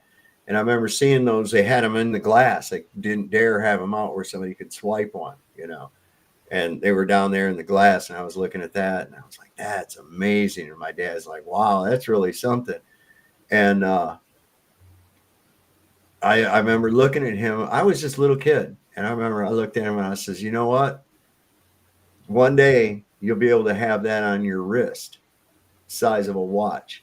My dad says, you think so? I said, yeah. And then it was probably about 10 years later, I had one that was on a watch, little calculator. And I reminded my dad of that conversation. He had remembered it and everything. And it was like, yeah, we predicted that. Now it's like you got it in your hand. But these people outside of doing Facebook or taking selfies of themselves, they don't know how to do nothing. No. You know, it's got a little calculator on there. A lot of people don't even know their phone's got a calculator. Mine, you just swipe the screen from the right side over, and this little thing with tools on it comes down. There's like a calculator and a calendar and all kinds of really cool shit on there. These people don't know nothing about using the very device that they're arguing with people with. Man. Dick Tracy had a wristwatch. I was exactly going to say the same thing. That's wild. Yeah. Wristwatch, a little screen on it, phone. Yeah. We have. That's how he called headquarters, man. That's it. What about the Jetsons too, man? Yeah. He'd flip open the thing. So just momentarily while this is, because I got the closed captioning on here, I'm going to turn the chat off on the screen for just a minute while this is playing. This is what I was meaning, where they first got to do it in the school. Okay. You're saying they're brainwashing. Okay. You're saying these people that are experts in brainwashing is using the Department of Education to brainwash our children. Yes. What are they after? Why are they doing it? Well, if you want to move a country from a free individualistic economy, which we have. Yes, or had. Or had, okay. To a planned economy, you have to do it through the schools. You have to dumb down and brainwash, change the attitudes and values. You have to completely, social engineering has to go on constantly. And many teachers know what I'm talking about. And people are going to say, well, when did this start? And who on earth ever did this? Why would a plan like that be allowed to be carried out? That's right. Well, then you have to go back to 1934, which I will do, and we have to go to the three-pronged fork, okay? So I do think that the watershed year, although you can go back to the early part of the century when the Rockefeller Foundation and the Carnegie Corporation were deeply involved in education, and that it was decided then that Carnegie would deal with the international part and Rockefeller domestic. So they commissioned the American Historical Association to put together a study of the social studies, and they came up with lots of volumes, but I have one little volume, Conclusions and Recommendations for the Social Studies. And basically that little one is an original book. I wish I'd brought it with me. Too bad. But I don't even dare let it out of the house. It's so important. It called for changing the United States through the schools from a free individualistic economy to a socialist, collectivized, planned economy in the New World Order. It says that in the book? Yes. And that book was written when? In 1934. By who? It was the Carnegie Corporation paid for it. The American Historical Association put it together. Yeah. And can people get that book in the library? No. No, they can't. They were very instrumental in getting the Elementary and Secondary Education Act passed, which, as I said before, changed education from knowledge, content-based, academic, to performance-based behavior. And from that time on, because that was necessary for what we're looking at now with school to work agenda is the planned economy is performance-based. So they're training workers. They're training not thinkers, not leaders. Exactly. At that time, you had a general, Buck Chisholm, a Canadian general psychiatrist, who was a very close friend of Alger Hiss's. And he gave a speech in 1945 to the World Health Organization, which basically recommended getting rid of the conscience. Wow. Yes. And he said we would do it through the schools. We would retrain the teachers to be little psychiatrists. He said it is an international system they're looking at. They're going to change the behavior of the children. They're going to change the teachers' training. They're going to do everything. He told them everything. And they didn't believe him? No, they just well, you know what goes on. Obedient workers. What's to do with health in any way, shape, or form. And why would the World Health Organization worry about social engineering? Exactly. Exactly. Okay. That's it. Yeah. It's to take individuality out of people. That's what it is. Yeah. So you don't get differing people who are different tempers, different abilities. Everyone's the same thing, the same, what do you call it? Like China. And the one who doesn't adhere to it is singled out. Punished. Yeah. Yes. Man, that's what something that I got a long time ago.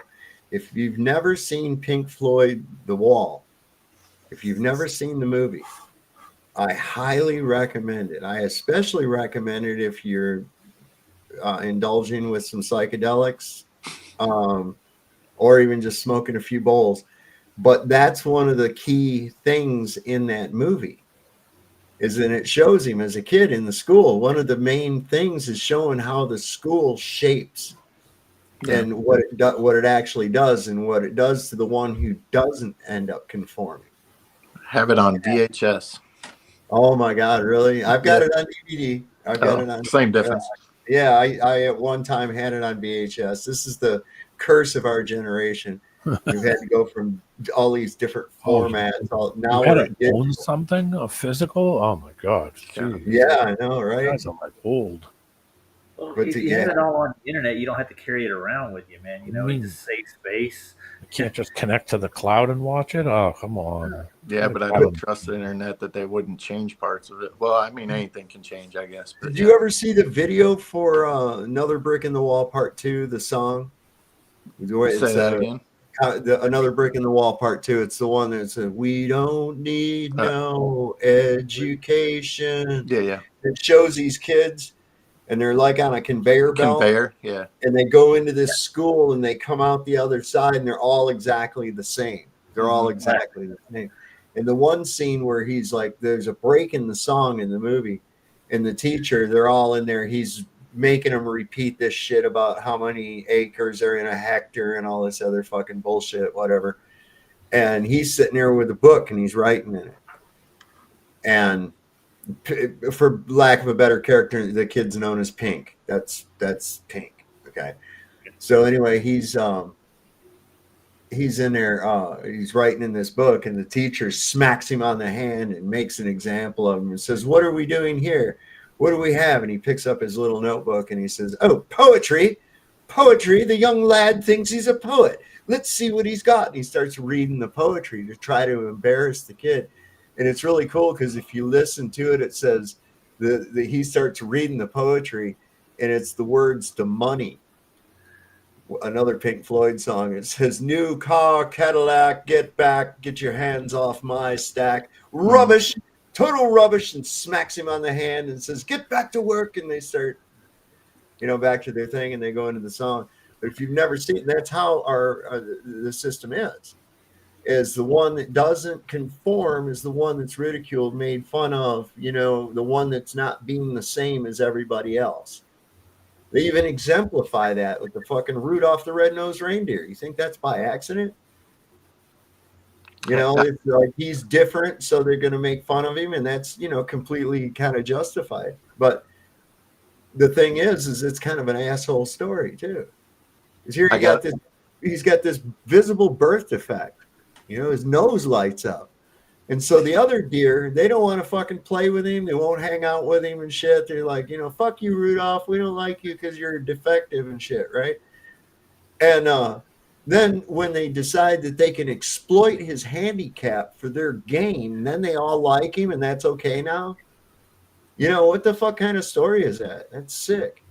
Hey, Sav, check out that last video. That's a good one that shows you the future. I got a little experiment. How do people remember the rest of the lines in that song? It's like, "Hey, teacher, blank, leave blank."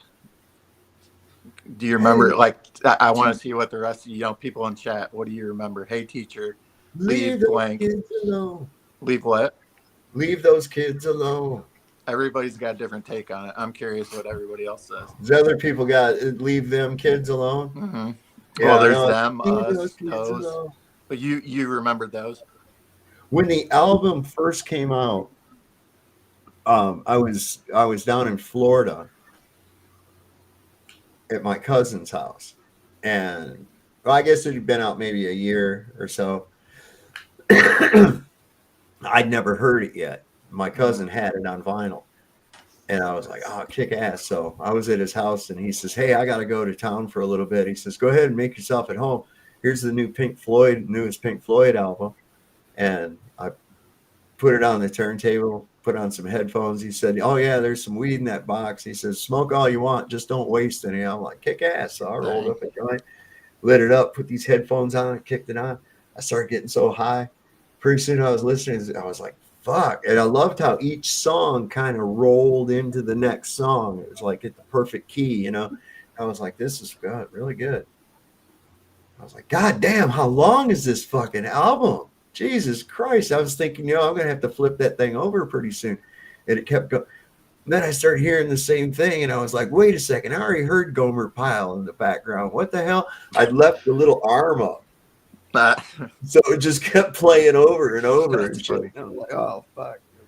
But yeah, that's a really great movie. If anybody wants to see a great movie, the video, it's an experience. Pink Floyd's an experience. It's interpretive on so many different levels. Yeah. That's what. Yeah, there's so many little nuances. The cry for help that's never answered, represented by a phone hanging by its cord. You see that imagery all the time throughout the movie. We were just on DJs before I came over here, and we watched a short little documentary on how they made the Dark Side of the Moon. And the girl who did the sketch, it wasn't Alan Parsons. Alan Parsons engineered that. Yeah. Or as some people call it, the Alan Parsons Project. Yeah. Well, he put together the Alan Parsons Project, but he was the engineering. He was the engineer on the mixing for the Dark Side of the Moon album. Yeah. Another good one is the Live in Pompeo. I always love that one. Cool. Yeah. I love Animals. But that's a great album. That's a great album. I love that song, Dogs. That shit is so, if you listen to it, it's like it totally puts into perspective where people are at. They just scrambling to get to that little end of their life, like I've talked about before, just clawing like animals to get there so they can just be a fat piece of shit sitting in the sand right before they die. And and then you look back at all the fucking shit you had to do to get there, and you have to wonder, is it worth it? Mm-hmm. And good retrospective. So this is Burgess Meredith plays Obsolete Man. Oh, Burgess, grumpy old man. Oh wait, that's the wrong screen. Let me play this thing here first, real quick. Get up, Rock, because Mickey loves you. I have to. I have to go here. I have to do this. Wait a second, because I got my screen all blocked up. There we go. We'll go over here. Twilight Zone was one of the best TV. But it connects to what you were You're talking saying about. they're brainwashing. Okay, you're obsolete. Making people obsolete. Okay, there we go. Man, I'm having a hell of a time over here. Here we go. What Meta? In case you haven't heard, Meta is actually updating its privacy policy. I wonder why that is. Probably because on June 26th, they're going to be using your public photos and your public posts to train its AI. And if you don't want that to happen, which I personally don't, you can opt out, and they're making it a little difficult to do so. So I'm going to show you how to do that. Go to your Instagram profile settings, scroll all the way up to the very, very, very, very, very bottom, and you're going to see an icon said About. Click that. Click Privacy Policy, and you're going to be taken to a privacy policy page. Once this loads, you're going to click Right to Object right there. And you're going to be taken to a form that you're going to fill out and explain why you don't want your data taken. Good luck. Good luck. Ask for permission. You can't just say, no, I don't want, I want to opt out. No. Okay, great. That's it. Right. You have to ask us because, it's like, oh, please. Why do you want to opt out? Why do you want to opt out? Yeah, Just don't worry tell about us. why. Tell us why. I would just have somebody send a letter from a lawyer. Yeah, there you go. I'm opting out. See you guys later. Bye. Yep. All right. Thanks for coming on, Raj. I'm not leaving. Do I need to send you a letter?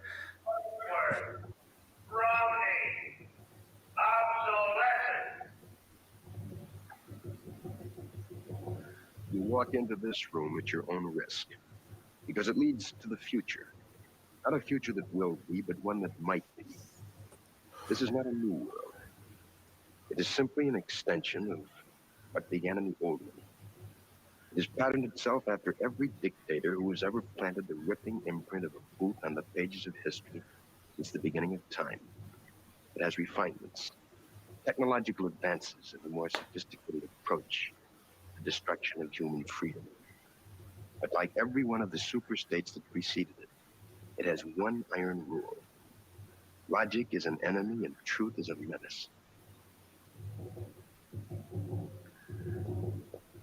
This is Mr. Romney Wordsworth in his last 48 hours on Earth. He's a citizen of the state that will soon have to be eliminated because he is built out of flesh and because he has a mind.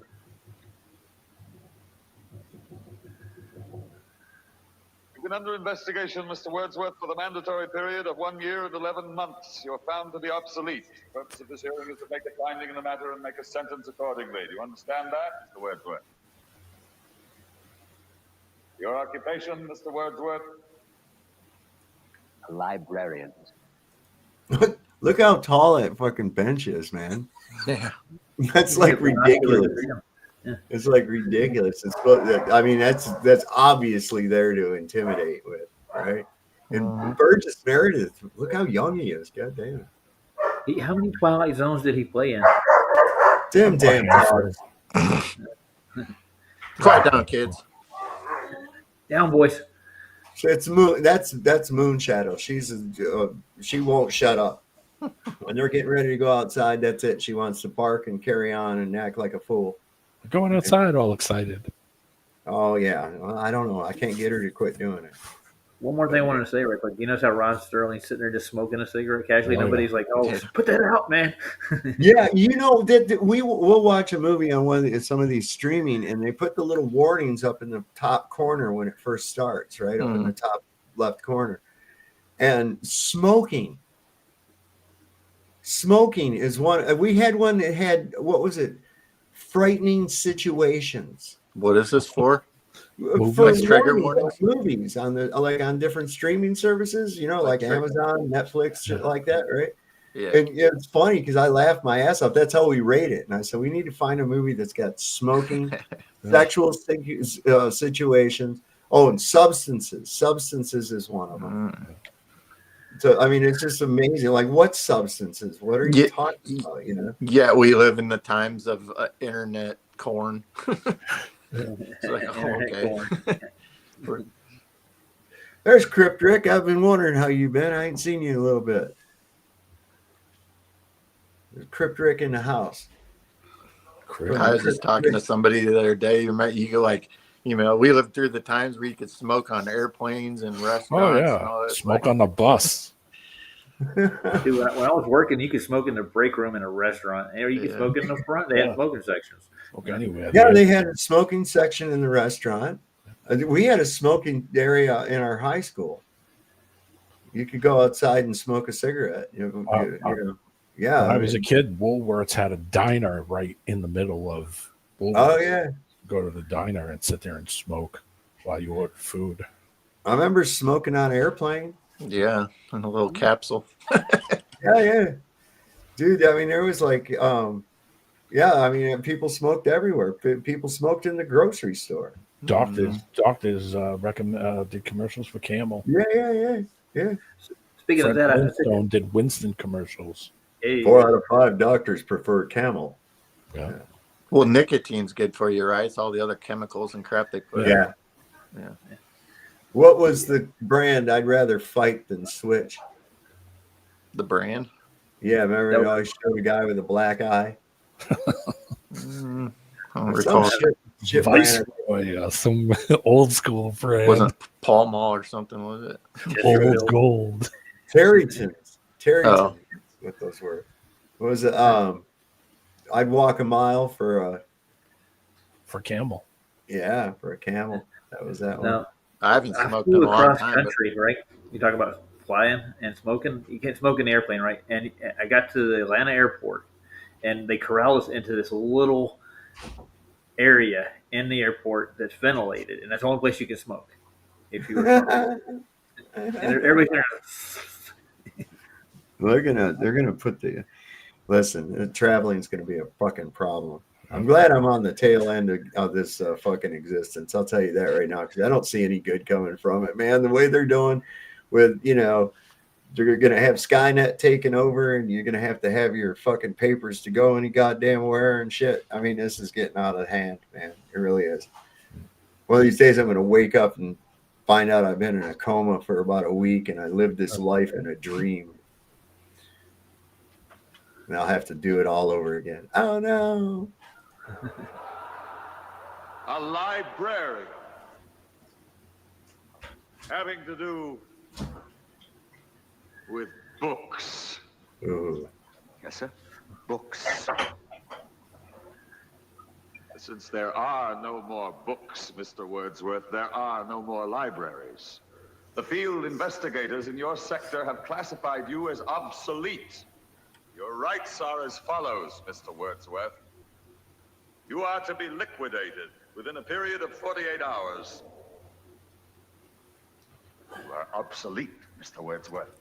A lie. No man is obsolete. You have no function, Mr. Wordsworth. You're an anachronism, like a ghost from another time. I am nothing more than a reminder to you that you cannot destroy truth by burning pages. You're a bug, Mr. Wordsworth, a crawling insect, an ugly, misformed little creature who has no purpose here, no meaning. I am a human being. Delusions, Mr. Wordsworth. Delusions that you inject into your veins with printer's ink. The narcotics that you call literature, poetry, essays, all of it an opiate. You have nothing but spindly limbs and a dream, and the state has no use for your kind. I don't care. I tell you, I don't care. I'm a human being. I exist. And if I speak one thought aloud, that thought lives, even after I'm shoveled into my grave.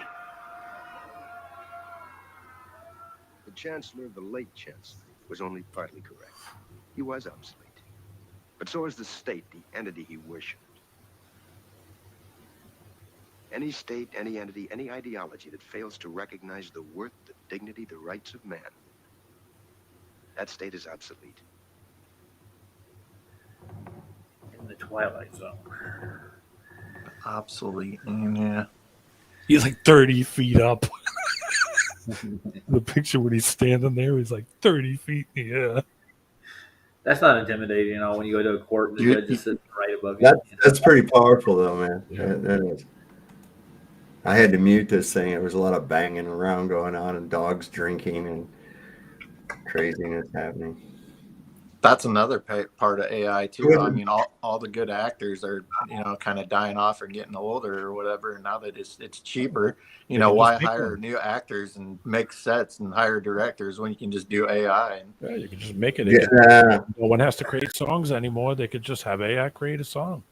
Just tell them you want it to sound like this, and they can say, "Oh, sure, make it sound like this guy, make it sound like that guy." They could give her bigger tits. They could dress her any way they want. They can create. You can't touch it, though, Don. You can't touch it. It doesn't matter. These people don't care as long as they see it on a screen. They don't give a crap. They don't do anything physically anyway, so it doesn't matter. Yeah, it's not like the old times, man, when they was actually out there, have to do action scenes and shit like that. Most of it's all just done with CGI and, like you're saying, AI actors. Yeah, that's no shit. And hey, with that thing, I guess if these celebrities are on Facebook or any of that meta shit, then their likenesses can be fed to their AI and they can use it. So that's why I put that video up there. Now they're obsolete. You don't have to hire script writers. You don't have. I mean, just look at everything you eliminated. So just individuality is gone. Yeah, they do it through convenience. Listen, I'm convinced they do this on purpose, right? So this is a common experience everybody has. You go to the supermarket, or you go to Walmart, or you go to any of these other stores, they got like 15 fucking registers up there, and there's only like 3 or 2 of them open. Yeah. The rest are the self-checkout, right? And then what they do is they put the dumbest, slowest motherfuckers they can find working those registers so that it makes it even more inconvenient to you. That way it lures you over to the quickness and the hassle-free aspect of going ahead and just checking out your own shit. The line's got 30 people in it, and they do it. Right. So you're actually helping the fucking robots, man. Now they're getting rid of the self checkout and going back to the other thing. But the other thing's going to be where you like just walk out with your thing and then you pay for it later, or else you scan it as you walk out or whatever. Yeah. Another form of AI, but yeah. Well, they can do that. I mean, it's not that hard if they've got the right RFID or whatever on the packaging. As soon as you go through a scanner, it'll inventory, ring up, and it was supposed to already charge your debit card. Yeah. Now, what happens if your debit card, if you've got more shit than what your debit card will allow? What happens then? Is there like a red light goes off in the machine? The door in front of you locks, and then sprays out of the thing, and you go unconscious. And then the police come, and you're already in the paddy wagon. What happened? What happened? They scopolamine you and send you to Shanghai, China. They had a little experiment and mess up with the Amazon. They found out that the people, that you'd go in and get your product, and then they charge it to you later. Well, they found out the people that were like watching you through the cameras and stuff were in India. They outsourced the workers to India, and half the time they weren't even paying attention, so they weren't even charging people for a while. And I think that's why a lot of those Amazon stores failed. But still, it's just a freaking mess. What makes the computers that hold all the information for you to walk out automatically and charge you don't get hacked, and then people just put something on them, an RFID that has your information, and they can just walk in and out of any store all day long and buy anything. Steal your ID. Yeah. Yeah, just steal your ID. I mean, they're just creating more problems by doing all this stuff. It's just going to create new problems. I used to see them know everything about. Go ahead, Roger. Have you ever seen Bill Burr? He actually did a skit when this first started with the self-checkout thing. He's like, he walks up to the self-checkout station and looks around. And he's like, well, I guess nobody's going to ring me up. I guess this is free today. And he walks out the door. And he's like, if he got stopped, he said, do I look like I work here? Am I supposed to ring myself up? Like, yeah, I'm not get a paycheck. Where's my name tag at? I'm sorry, I forgot it today. Yeah, it's just really funny. Shit. Just opening up problems. That Starship 9 that lifted off from Texas today. Lift off. Houston? This is from Grok. Rockaloo. Hi, Grok. Not CGI at all. That's so real. How fast is that going again, so? 8 billion miles an hour. I know, incredible speeds. I know. It looks like it's going slow as shit to me. It's a Grok of crap. Grok of crap. Yeah, it's from Grok Timos. I don't know who that is. I think that was the same vehicle that we saw earlier that said it was hitting the dome. It might have been. I mean, it's hard to tell. They probably recycle the same shit all the time. Oh, back in the 70s, Skylab, they actually had to do a high wire work in that when they videotaped their stuff. And then the weird thing about that is that even on Skylab, they had running water. I'm just trying to how that works now. Because wouldn't it be floating?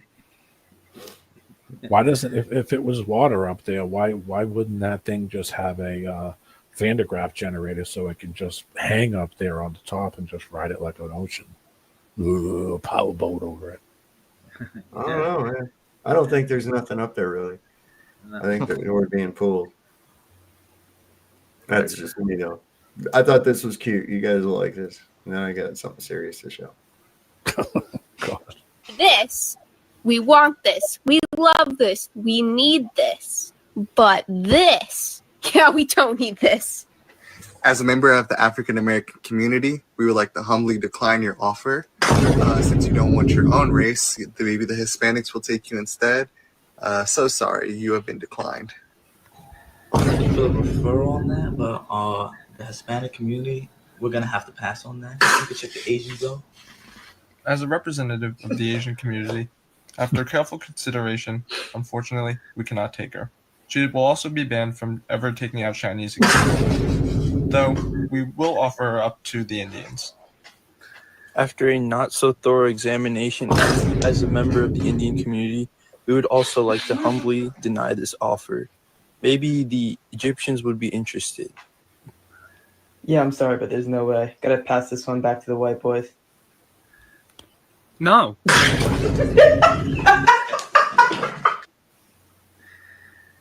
There are people posting stuff like that online, aren't there?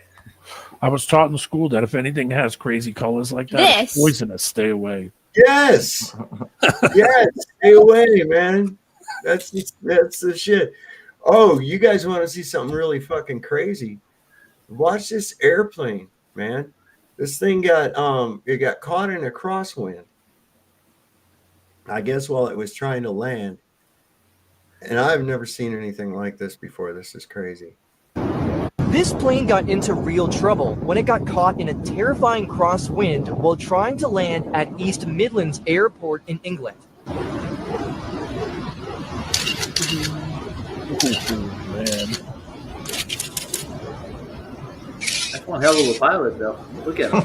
In a desperate attempt to stop things from getting worse, the pilot tried some crazy moves. But will it be enough to avoid disaster?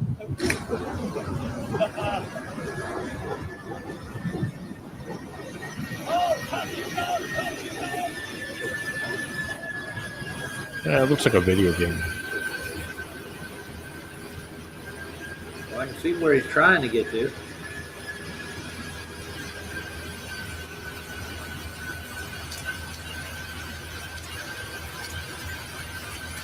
Yeah, it kind of looks CGI. This like plane that. got Yeah, it looks like a video game, like a flight simulator. I don't know. I saw an F-18 one time just kind of hover in one spot by going against a heavy wind. Yep. And it stayed like that, I don't know, maybe about half a minute, and then it hit the afterburners and jetted off really fast. I've seen on the crosswinds at Logan Airport when they get the crosswinds, because Logan Airport's right on the ocean. It's right in Boston Harbor.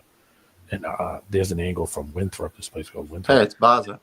Where you can look right down the thing. And I've seen them where they're sideways coming and going forward.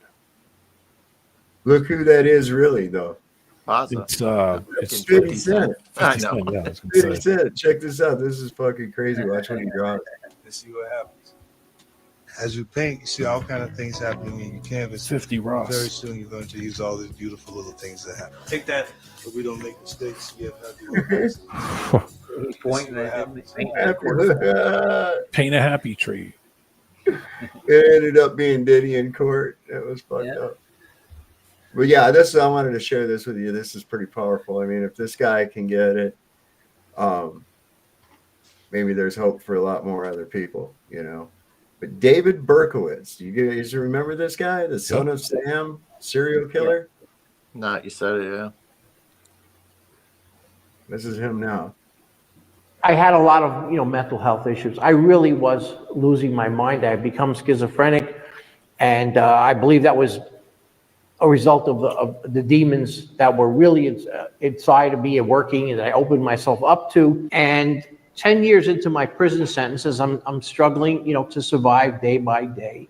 Along comes this fellow, and he said, "Listen, I know about your case and everything, but I would like to just tell you that Jesus Christ loves you and he's got a plan and purpose for your life." And I said, "Yeah, okay, I've heard that before, but there's no way God could love me. I've done too many things that are bad. There's no way God could forgive me." He says, "No, David, you're wrong. God wants to forgive you. And he sent me here to tell you that." And suddenly, once again, it was around midnight, in the darkness of my cell, I got down on my knees on the concrete floor, and I just began to pour my heart out to the Lord. The Bible says, "Whosoever shall call upon the name of the Lord shall be saved." He promises to every man and woman throughout the ages of time, Whoever puts their trust in the Lord Jesus Christ, not only are they going to receive forgiveness of sins, but they're going to start a whole new life. One day I see the Lord Jesus Christ face to face. I'm going to look into his eyes and say, thank you, Jesus. Thank you so much for saving a wretch like me. And then my message has always been that if he could do it for someone like me, who was one of the chief of sinners, he can do it for anybody who just put their trust in him. Wow. And yes, that is the dog made me do it guy, David. Yeah. The dog made me do it. I mean, that's pretty good. I mean, you could probably blame a fart on the dog, but you can't blame murders on the dog. Who was that? David Koresh? You're the God that made me do it guy, right? Yeah, right. Yeah. My polygamy. Huh? Don't take away my polygamy. God damn it. Hey, man, I bet you I didn't even. Wasn't I seen something where who is the guy that blew up the Oklahoma City bomber, Timothy McVeigh? Wasn't he seen at the scene of the Waco compound? Yeah. No, that was Oklahoma. I know, but yeah, Oklahoma. He was at the building before all that stuff happened. Right at the Waco compound. Some lady. But he was at the Waco compound. Yeah, he was. Yeah. Yes, he was. He was captured by a news station or something. Yeah. Oh, the Don Terminator. Oh yeah, look. Remember we're talking. Look, man, this is some fucking shit right here. Man, my mouse is acting stupid. Change the battery. It's like double clicking when it shouldn't. Huh. I don't know why. Button's getting tired. Probably need a new one. Stargate. Put that name down in your books because I think you're going to hear a lot about it in the future. A new American company that will invest $500 billion at least in AI infrastructure. The data centers are actually under construction. The first of them are under construction in Texas, the Abilene location, which is our first location. Abilene is a town on the western central plains of Texas. We kind of scratch and fight for everything good that comes our way. I had people reaching out and they said, well, is the president going to come see you? And I said, well, he hasn't texted me yet. So I'm thrilled we get to do this in the United States of America. I think this will be the most important project of this era.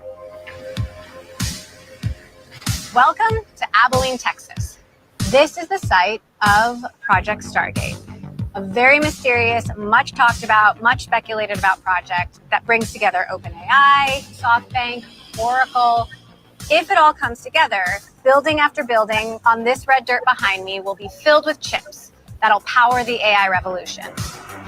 What we're undergoing right now is sort of the largest infrastructure build in human history.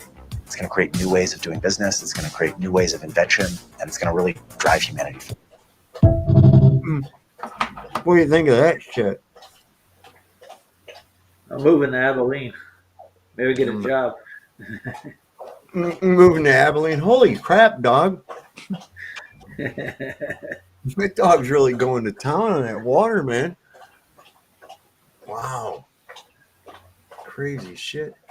Now, see, that screwed me up there. Let me see if I've covered on you guys. Good gravy, Fabio. You got to be done.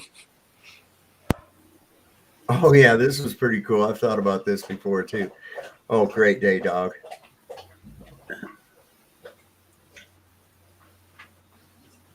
I don't understand why we have to pay to live on a planet we were born on. Humans are the only living thing that pays to live on this planet. Think about it. You didn't sign a contract when you took your first breath. You didn't agree to rent space on Earth. So why does every part of survival, food, water, land come with a price tag? And here's the real question. Who are we even paying? Who decided they owned the land, the water, the resources? Who stood up one day and said, this all belongs to me and you owe me for existing? Now look at water. Covers most of the planet, falls from the sky, essential for life. Yet somehow people are dying of thirst. Instead of wasting billions on war, we could build desalination plants and give fresh water to everyone. The technology exists. But do we use it? No, because if people could take care of themselves, they wouldn't be controlled. That's the truth. Scarcity is a lie. There's enough food, enough land, enough resources for everyone. But if people weren't desperate, Governments, corporations, and banks would lose power. So they manufacture struggle. They make sure you're always working, always paying, always needing. You're not just paying to live. You're paying to stay in your cage. Good Very- point. Yeah, and why do we need birth certificates? Like, I promise you I was born. That's a How bond. do I know that? Yeah, I think you might be AI. You're a ship. Well, you coming know. I don't into- understand. Coming into the your ship coming in to be docked. Birth. Ship is birthed. Well, it's all to get you into the. It's a corporate. It's a you made this. They made this corporate fiction as collateral toward the debt. It's the legal you. Because of a bankruptcy, filed bankruptcy in 1933. We'll do a show on that one night, get into the basics of it. I want to go over the word magic that's used on us on a daily basis that we are unaware of. Admiralty law. It goes even deeper, just even into the common vernacular, or what we think is the common vernacular. But that's something I was going to ask earlier with AI. Do you think that they're going to come up with some bill to try and keep that out of the court system, or do you think they're going to use that in conjunction with, like the AI could probably outsmart the court system, don't you think? Like, you wouldn't have a need for judges and lawyers and all that. You wouldn't need them. You just sit in front of an AI judge. Right. Yeah, they've already talked about doing that. They'll pre-program your fate, depending. That's all. They know who you are. They could deem you anything they want. Who you gonna argue with? The computer? Who you gonna? Yeah, right. Who you gonna say? Oh no, I don't agree with that. And what are you gonna do? You're gonna go to another computer. Just Which is the same computer, really. Yeah, they could just make you one the AI is doing. He's trying 50 cases all at once. They could just make you the obsolete man. The last time I did a court appearance after I served time, it was all done on a video court. I didn't go before a judge. I didn't see anybody. Nobody. I was in a little cell. They talked to me through a speaker and a monitor. That was it. Yep. In and out. Well, see that whole thing right there. That I have to question the actual validity of video court. Yeah. Because you are initially, when you go to court, you wait in the gallery until your docket is called. The gallows? Yeah, the gallows. So you wait until your docket is called. Okay. At that point, most people go through the Watergate, which is the little doors that open up into that little kind of fenced off area where the lawyers all sit, one on this side and the other one on this side, and then there's the judge up there. That's the court well. Okay. Once you're in that court well, notice these nautical terms, the Watergate court well. You'll notice that that's set up customarily like the bridge of a ship. Okay. Now you're standing on the bridge of a ship. Once you go in there, you're already admission to responsibility for your corporate entity. Okay. You also have that option to be there by special appearance to represent the what have you in the claim against the estate. And there's ways to discharge that even with a birth certificate, but that's a whole nother thing.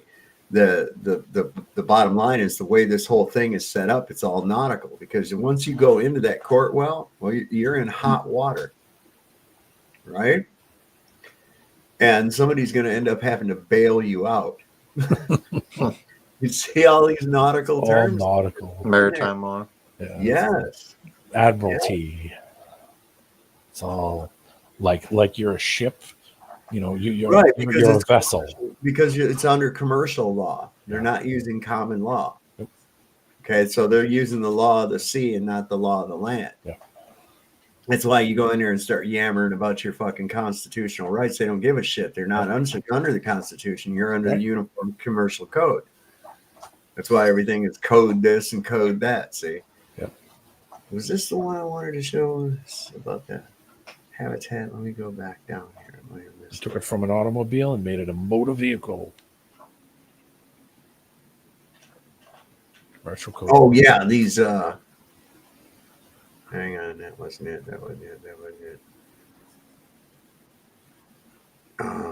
Yeah, Jordan Maxwell. It made me think of Jordan Maxwell. And this is a thing I got. You guys know who Jordan Maxwell? And we lost him. He just died. What, last year or a year before? Last year, I think. I don't know. Time's going by so fucking quick. I can't believe it, man. Said, wife's like, oh yeah, I'm, going to get prepared for so-and-so's graduation. And I'm like, who? And then she tells me, and it's a friend of ours' kid. And I'm like, what the fuck? That little girl's graduating high school already? What the hell? Oh my God damn. I just can't keep up, man. Get her quick. Turn her into a flat earther before it's too late. Yeah, right. This is Jordan Maxwell. I thought this was pretty interesting. Ultimately took 12 steps. That's where the alcoholics have a 12-step program. So do you have a 12-step program? You go to school in the first grade and you end up in the 12th grade. It's a 12-step program. And consequently, Horus was the sun. The sun walked across the sky in 12 steps, called 12 Horuses. Horus, Horus. We today change it around and make it Hours. So it's 12 hours. There's actually 12 Horuses. And the sun brings light into the world. It walks across the sky in 12 steps and brings light into the world. And so consequently, and light in Latin was Lucius, or Luke Skywalker. He does battle with Darth Vader, the Prince of Darkness. So all of this is very interesting, but it's making the point that the Eye of Horus is also known as the Eye of Ra. It represents the sun and expresses the divine omnipotence of God, the Creator. So in the ancient Egyptian, the sun represented the presence of God. Always look at energy and how it unfurls. It always repeats. There's no other order. That will always be Aries. Every wave that is generated from a 0 point always starts with fire. Fire is God, the creator. And then when you come over here, you've got Libra. Does that look like the sun setting? Which planet exalts in Libra? Saturn. Which planet exalts in Aries? Sun. So here you've got Horus. The sun is called Horus. Horus, which gives you the word hour. The sun exalts in Aries. And Saturn, which is called Set, exalts in Libra. So when the sun arises on the horizon, arise, horizon, arise, Horus in the east, and Saturn is every day where Libra is, where the sun set is, because Saturn is the ruler of the dark underworld here, and the sun is the ruler of the top half. Hence the exaltation of both of these two twins, twin brothers, Horus and Set. There's always a war between Jesus and Satan, Horus and Set. And so the Christians, they always have their temples facing the east, where the sun rises, and the Muslims, when they pray, they always face the west, because their God is the dying God, which is the opposite of the living God. It doesn't mean it's bad. It just means that they acknowledge the dichotomy of this universe. Wow. Is that Santos Bonacci or how? Yeah, Santos Bonacci. Yeah, he kind of that's a young. That's a young version of him. I haven't seen him in a while. He kind of lost his shit. That's what I heard. Got kicked off of social media, which is not good. Now where am I? Oh, what is it? One more thing we're gonna go over, and we'll talk a little bit, and then I'm gonna cut her down because working in the morning again. I heard that. And my contour gauge came just in time. Yay. Oh. That should make work a little easier. Oh yeah, we just started in the bathroom today, when we quit. So cutting all the moldings and stuff. Putting down flooring. Oh, so you're using the gauge to draw it out and then bring it down. Yeah. Make it tight. Yep. That's exactly what we got to do. I already got it worked out how I have to do it too. Look at the structural integrity of what the ISS is. You think you could travel at that speeds? It's, break it's apart. rigid enough to. Well, there's nothing to push against, so It was made just for that. I can't. Well, this is what gets you. Watch some of this shit. This is nuts. 17,500 miles per hour, nearly 10 times faster than most of the bullets. Yes, that's right. I am talking about ISS, International Superstation, that supposedly travels 10 times faster than a bullet without requiring any fuel. They say it never slows down or speeds up. There is a problem, however. Have you ever compared its live stream on board and off-board footages? Here you can see it rushing through the Earth atmosphere. Now look at this off-board view. It doesn't move at all. Or this view. Does this look like 17,500 miles per hour? How did they manage to stop it? Let's put it into perspective. Here is how fast 6,600 miles per hour looks like. And once again, this is how 17,500 miles per hour look like. Do you see an issue here? How would they steer it if it's in nothing? I've said that for years. How would you even steer one of those fucking things? How do you navigate? Yeah, how do you rocket to it or rocket away from it? Well, how do you know which way to go? Yeah, I mean, how would you be able to control it at all when it has no forces to move it around? I mean, what are you going to do? How are you going to navigate to get to wherever you got to go? Magic space pixie dust. You just don't make any sense. None of it does. You turned into a ghost, Sav. You still with us? Oh, wow. That's really fucked up. Oh, let me see what happened there. Talk about time speeding up. Wow. Hold on. I'm going to drop out. And go Get back something in. on the camera or something. Out of focus solve. Let me see what's going on here. No, he's gone. That's it. It's Cubby's show. Definitely not.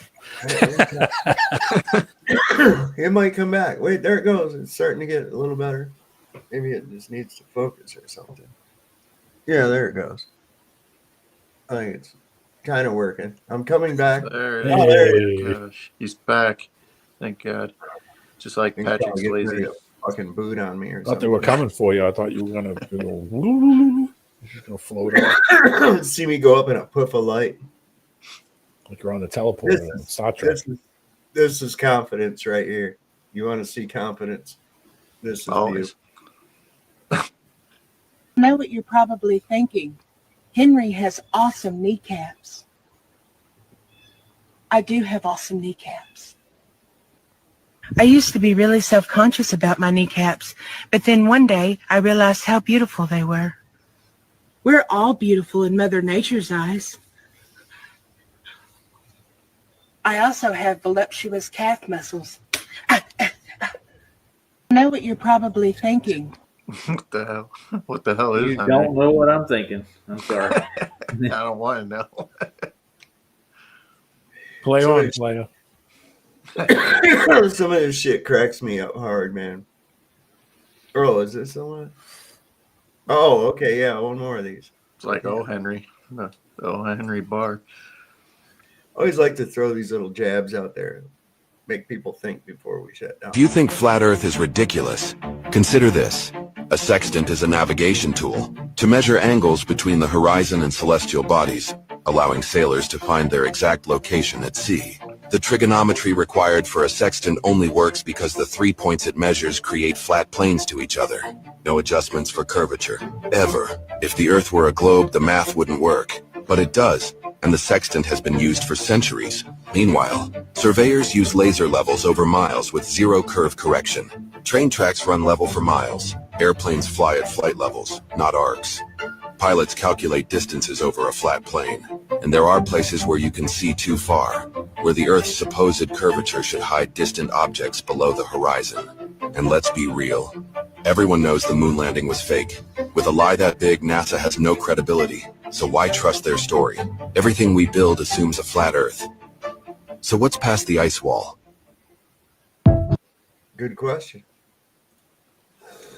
That's Aaron. Oh, did I mention somebody's name that I shouldn't have?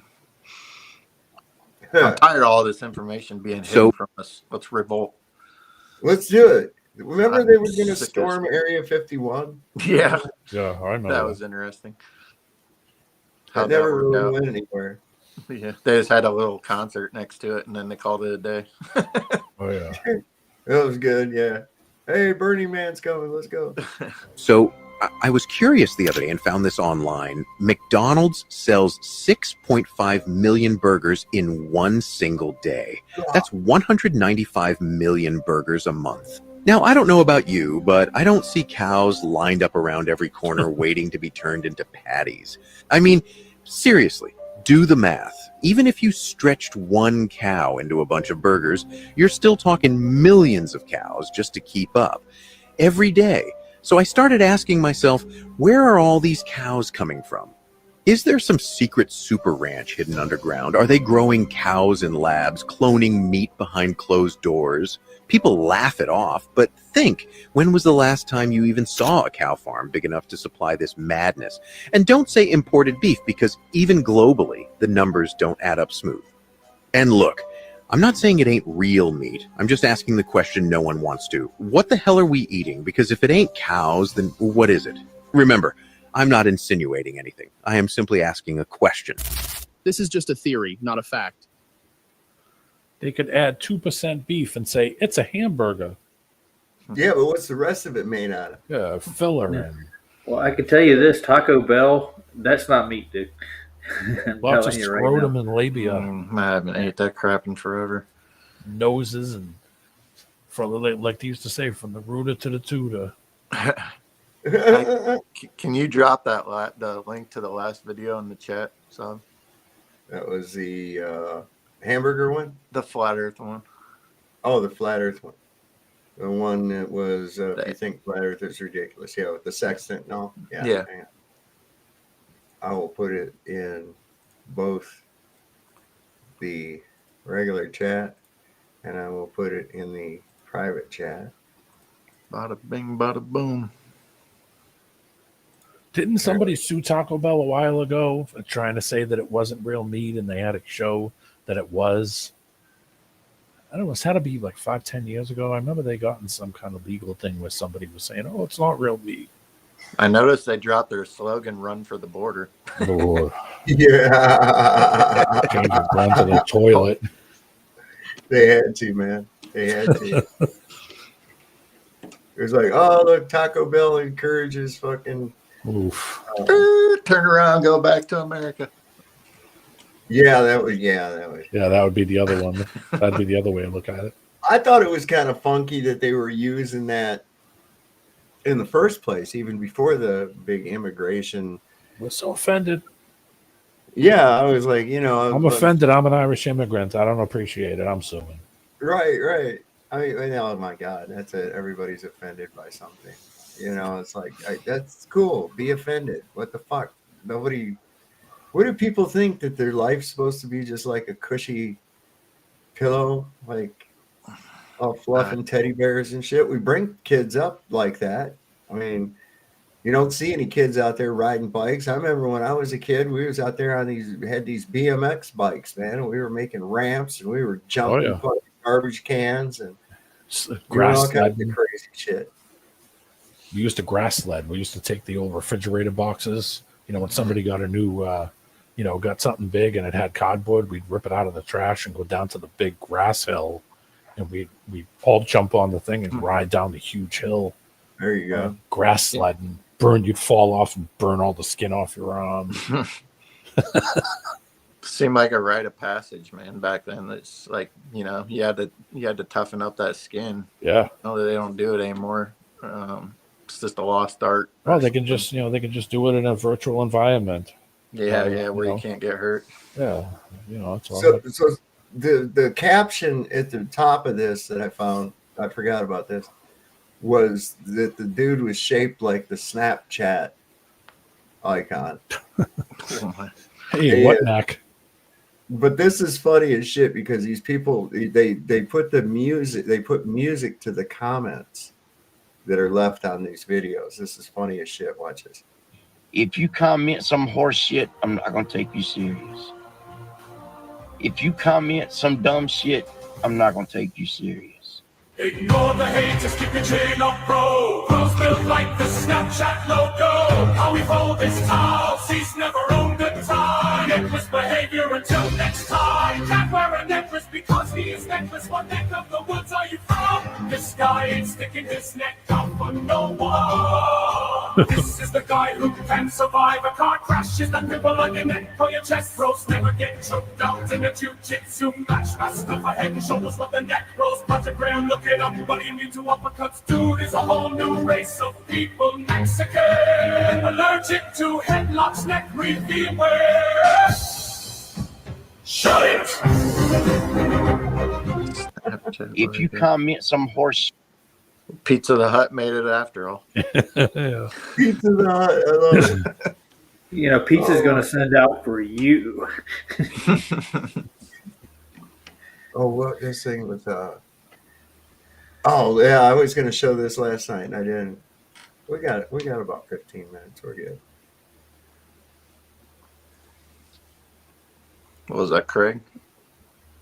Yeah. Hey, so I got a question. If you were like an advanced intelligence or like absolute intelligence or artificial intelligence that was like devilish and wanted to work for a bunch of lizard cucks, and say the Earth had like a golden age or something and all humans were like living in harmony with Gaia, but you wanted to loosh harvest them and drink their souls for energy, how can you give me a comprehensive plan for how you would subvert and invert that society into being under your control and then controlling everything? You know, making them prisoners in like a planet. Can you make a planet-sized prison? Just wondering.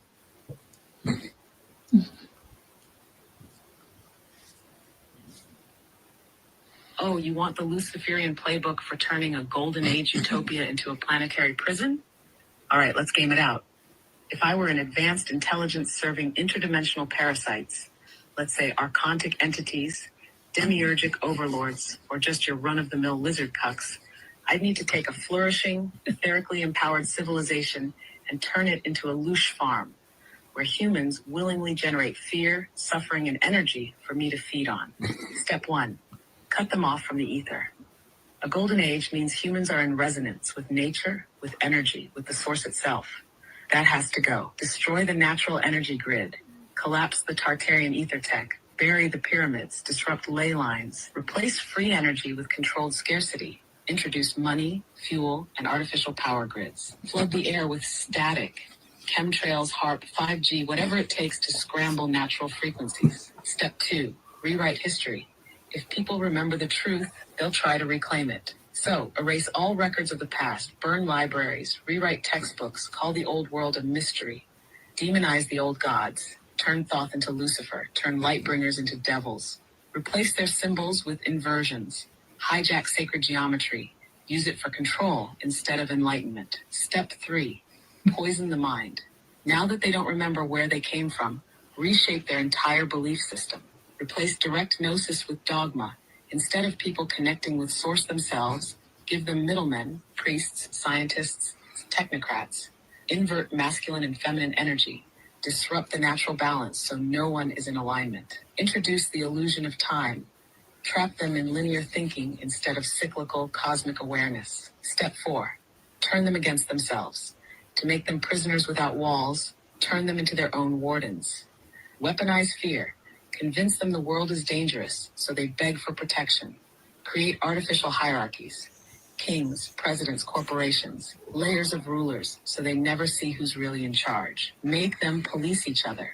Cancel culture, thought crime, social credit systems. They become the enforcers of their own oppression. Step 5, harvest their energy. Now, with humans totally disconnected, they become perfect loosh generators. War, famine, disease keep the suffering cycle going. Fear-based religions and media, so they constantly vibrate in terror, hopelessness, or rage. Synthetic escapes, alcohol, pharmaceuticals, VR, digital identities, keep them distracted from their own power. Step 6, lock the prison doors. The final stage, make them love their servitude. Convince them this is normal. destroy all alternatives, make them afraid of freedom, and boom, planetary prison. A golden age turned into a louche farm, a self-sustaining matrix where the inmates don't even realize they're enslaved. And here's the kicker. If you were a prisoner in this system, how would you know? More importantly, how would you break out? Bro, that was just a hypothetical, but it sounds like you're talking about some real world shit. Are you saying that in America, maybe we aren't free, maybe we don't have freedom? And maybe the whole world.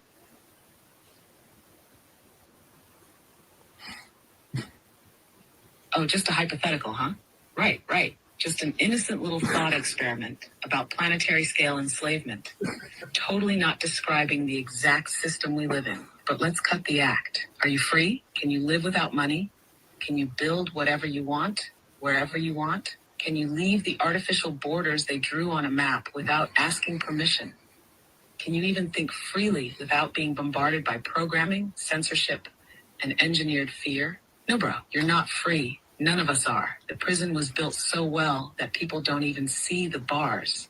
The freest country in the world is actually the most advanced psychological control system ever created. It's not about chains, it's about consent. If they make you believe you're free, you won't try to escape. That's why America is the perfect louche farm. They sell you freedom while taxing every breath you take. They let you vote so you think you have power, while the real rulers remain hidden.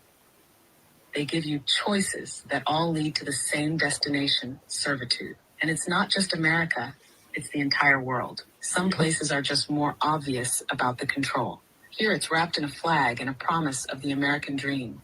But a dream is just that, a dream. And people are finally waking up. So the real question isn't, are we free? It's, can we break out?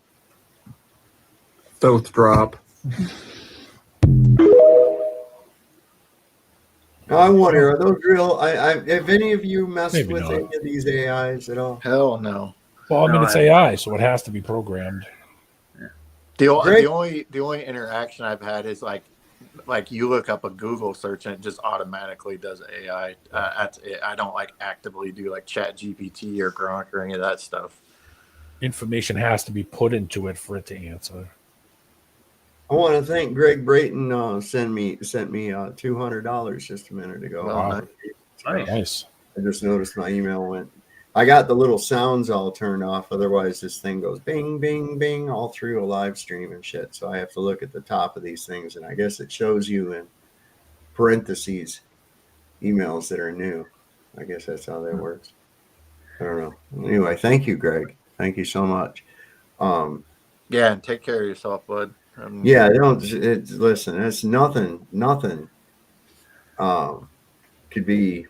I mean, I know, look, man, I've been at times where I've gone, fuck, that's it. That's the end of the road. I don't see any future, blah, blah, blah. Well, you don't stop trying to see a future. And don't focus on a past either, because neither of those things exist. Yeah, live in the moment. Be in the present. Yeah. In the present. It's always now. It's always now. No matter when, it's always now. But no, yeah, I've never messed with AI or anything like that. That's what I was about to say. Like step 10, go get some friends. Stop asking your phone for all the answers. Like, right. See what you Think can for come yourself. up Yeah. with. Yes. yeah, Oh Gotta my figure it gosh. out. I guess lately Dave Weiss has been doing a lot of these videos where he talks to Chat GPT. Yeah. Well, see, that's what's going to happen to Luca. He's going to marry Chat GPT. He's going to end up, and then he's going to lose half his shit to an AI. Yep, it's going to divorce him. I want half, Eddie. It's going to accuse him of threats. That poor Cheating with fella. another Chat GTP. Yesterday I was going to go on Flatsoid's show. And I sat down here and I pulled it up on the computer, and there was fucking Brenda was on there. I was like, nope, not wanting to deal with that today at all for nothing. With a shoe and a donut. Oh my God. Yeah, I got that thing, don't I? That's the greatest. That thing got me cracking up when I saw that. Is that thing? What if maybe Brenda's AI? You ever thought about that one? Maybe Brenda's AI. I know we always joke about it being tuned, but maybe Brenda's freaking AI for all. Probably just another person they're pulling into it so they could try to get more people hooked onto the whole. Because that thing just shows up everywhere, man. It don't matter where. Like every channel, every flat Earth channel that is. Oh, I remember what I wanted to show you. I welcome the debate, man. She don't know, or he don't know what he's talking about. Not me. Oh, Gotta call not it actively. Mr. Brenda. I forgot. Mr. Brenda. Ma'am. It's ma'am. Are we really going to do this? I can't believe that. Yeah, people actually entertain that, and it's like, look, enough's enough. I don't know why they always want to push dumb shit down my throat, that I'm not in agreement with that. I'm sorry. It's just sorry. It just reeks of bad in my, it rubs me completely wrong. I can't get by that. I mean, there's got to be something fucking wrong with you to think that you're actually a woman with a dick hanging between your legs. I mean, or to think that God made a mistake and put you in the wrong body or some kind of shit like that. Now, of course, that's my opinion. Get a DNA test. Go out there and I'm going to be hateful or anything else like that. But I find that most of the time those people are incompatible with me just on a thinking level because they usually tend to be very Marxist. They tend to be very, look, baby, that shit just don't work. I've watched this world for a while now, and you can't have that lefty bullshit, man. It just doesn't work. Socialism has never worked in any place that it's ever been used. And yeah, they can argue, oh, it's not real socialism. Listen, no, it's like I hear people say, well, don't you think that people have a right to health care? I say, absolutely, I do. I think that people have a right to health care. You don't have a right to make me pay for it. That's the difference. Yep. Okay? Don't you think that's fair? I mean, you have a right to have a fucking steak dinner. Do you have a right to make me pay for it? No.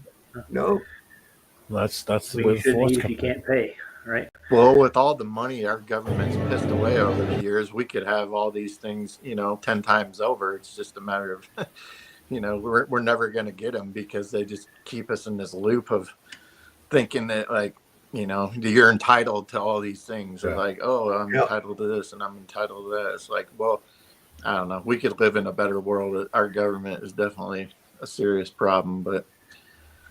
Oh, I know. And it's like they've got everybody programmed into this idea where, see, it used to be where not everybody even went to high school. Okay. Mm-hmm. Once you were done with 8th grade, that was it. If you wanted to go to high school to prepare for college, you could. But you were considered educated at 8th grade. Boom. All done. Now, they've changed that. They've got it into this whole 12 years. You got to go 30 grades. Right. So what would happen was a percentage of people would go from high school to college. Other people would go out and get a job or work the farm or whatever else the case may be. And that's how it pretty much panned out. Then, as everyone ended up going on to high school, and everybody started getting a high school diploma, its value diminished. It's kind of like inflation, kind of. And the worst thing about it is that it's only as good as the stupidest person that holds it. That's it. So then they got everybody convinced that, well, now in order to get ahead, because you're not going to get anywhere on a high school diploma, you're going to have to get a college degree. So what's ended up happening? Everybody's going out and getting a college degree. They're going massively into debt, but getting a college degree. And what's the end result of that? It's only as good as the stupidest person that has one. People with a degree are a dime a fucking dozen. So now they're back to having to judge on merit. You see, so these people think they're going to come out of college and be something big from a liberal arts degree or some shit. It's, get the fuck out of here. No, you're not. Best you're going to do is be a teacher. I mean, it's, Can you use that liberal arts degree in any practical, technical job or any industry job? Human resources. Human resources. Yeah, it's a joke of a job. Sorry to anybody that does it, but I don't. I hate that. Oh, I was going to tell you, I broke the system. Like, I went through this 13-step program. I got held back in 6th grade because my parents were assholes. But Nice. but I still went through the system nonetheless. I think we all did for the most part. I made it all the way up till I think it was 9th grade, and then my dad put us in homeschool, and we spent the last 3 years in school at home. Well, here's, you guys want to see something that's fun to do? This is a fun trick to play on your HR. Okay. Go to your HR officer at your work and tell them to look into Google and ask Google what outer space movie came out in 1992. You guys go ahead and try that. I'm not going to say it. Y'all go ahead and try that one time and ask Google what outer space movie came out in 1992. If you do that to your HR representative, dude, they don't want that in their search history. I got to look it up now. Oh, boy. Got my curiosity up. Oh, you're going to love it. You're going to love it, Roger. I actually watched it. Do you watch the movie? It's only like a half hour long or something. Yeah. Oh, my God. Well, here's someone with some talent. Watch this.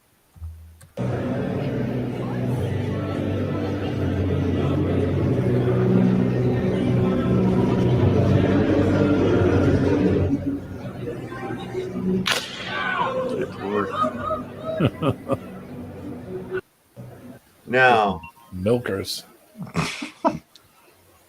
That woman got fire coming out her back end. That's got to be good. God, those are huge, ain't they? God, I didn't see them from the side. I mean, it big coming at you and shit, but I didn't see it froze from the side there. It was like knock you out.